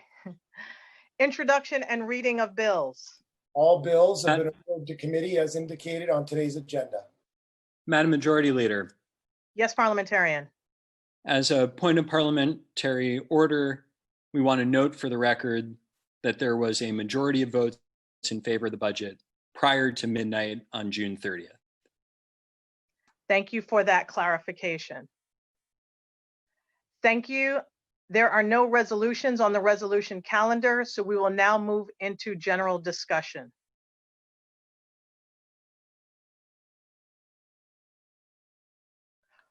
Parliamentarian, are there any members that wish to speak at this time for general discussion, or have all members spoken during their vote? No, Madam Majority Leader, there are no members who wish to speak at this time. I'll now call on Speaker Cory Johnson to close today's stated meeting. Thank you, Madam Majority Leader. I am so glad that you get to now spend more time with your beautiful son, Prince, who is a gift to this world. Thank And you. you are an incredible mother, and you've done a great job throughout this entire process. So I know this has been hard for you, and I love your son. I was there the day he was born. Thank you. And I'm just grateful for you, Lori.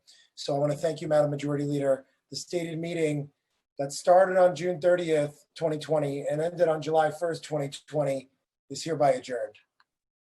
Thank you. Peace. God bless. Thanks, Good job, everyone. madam. God bless. Good night.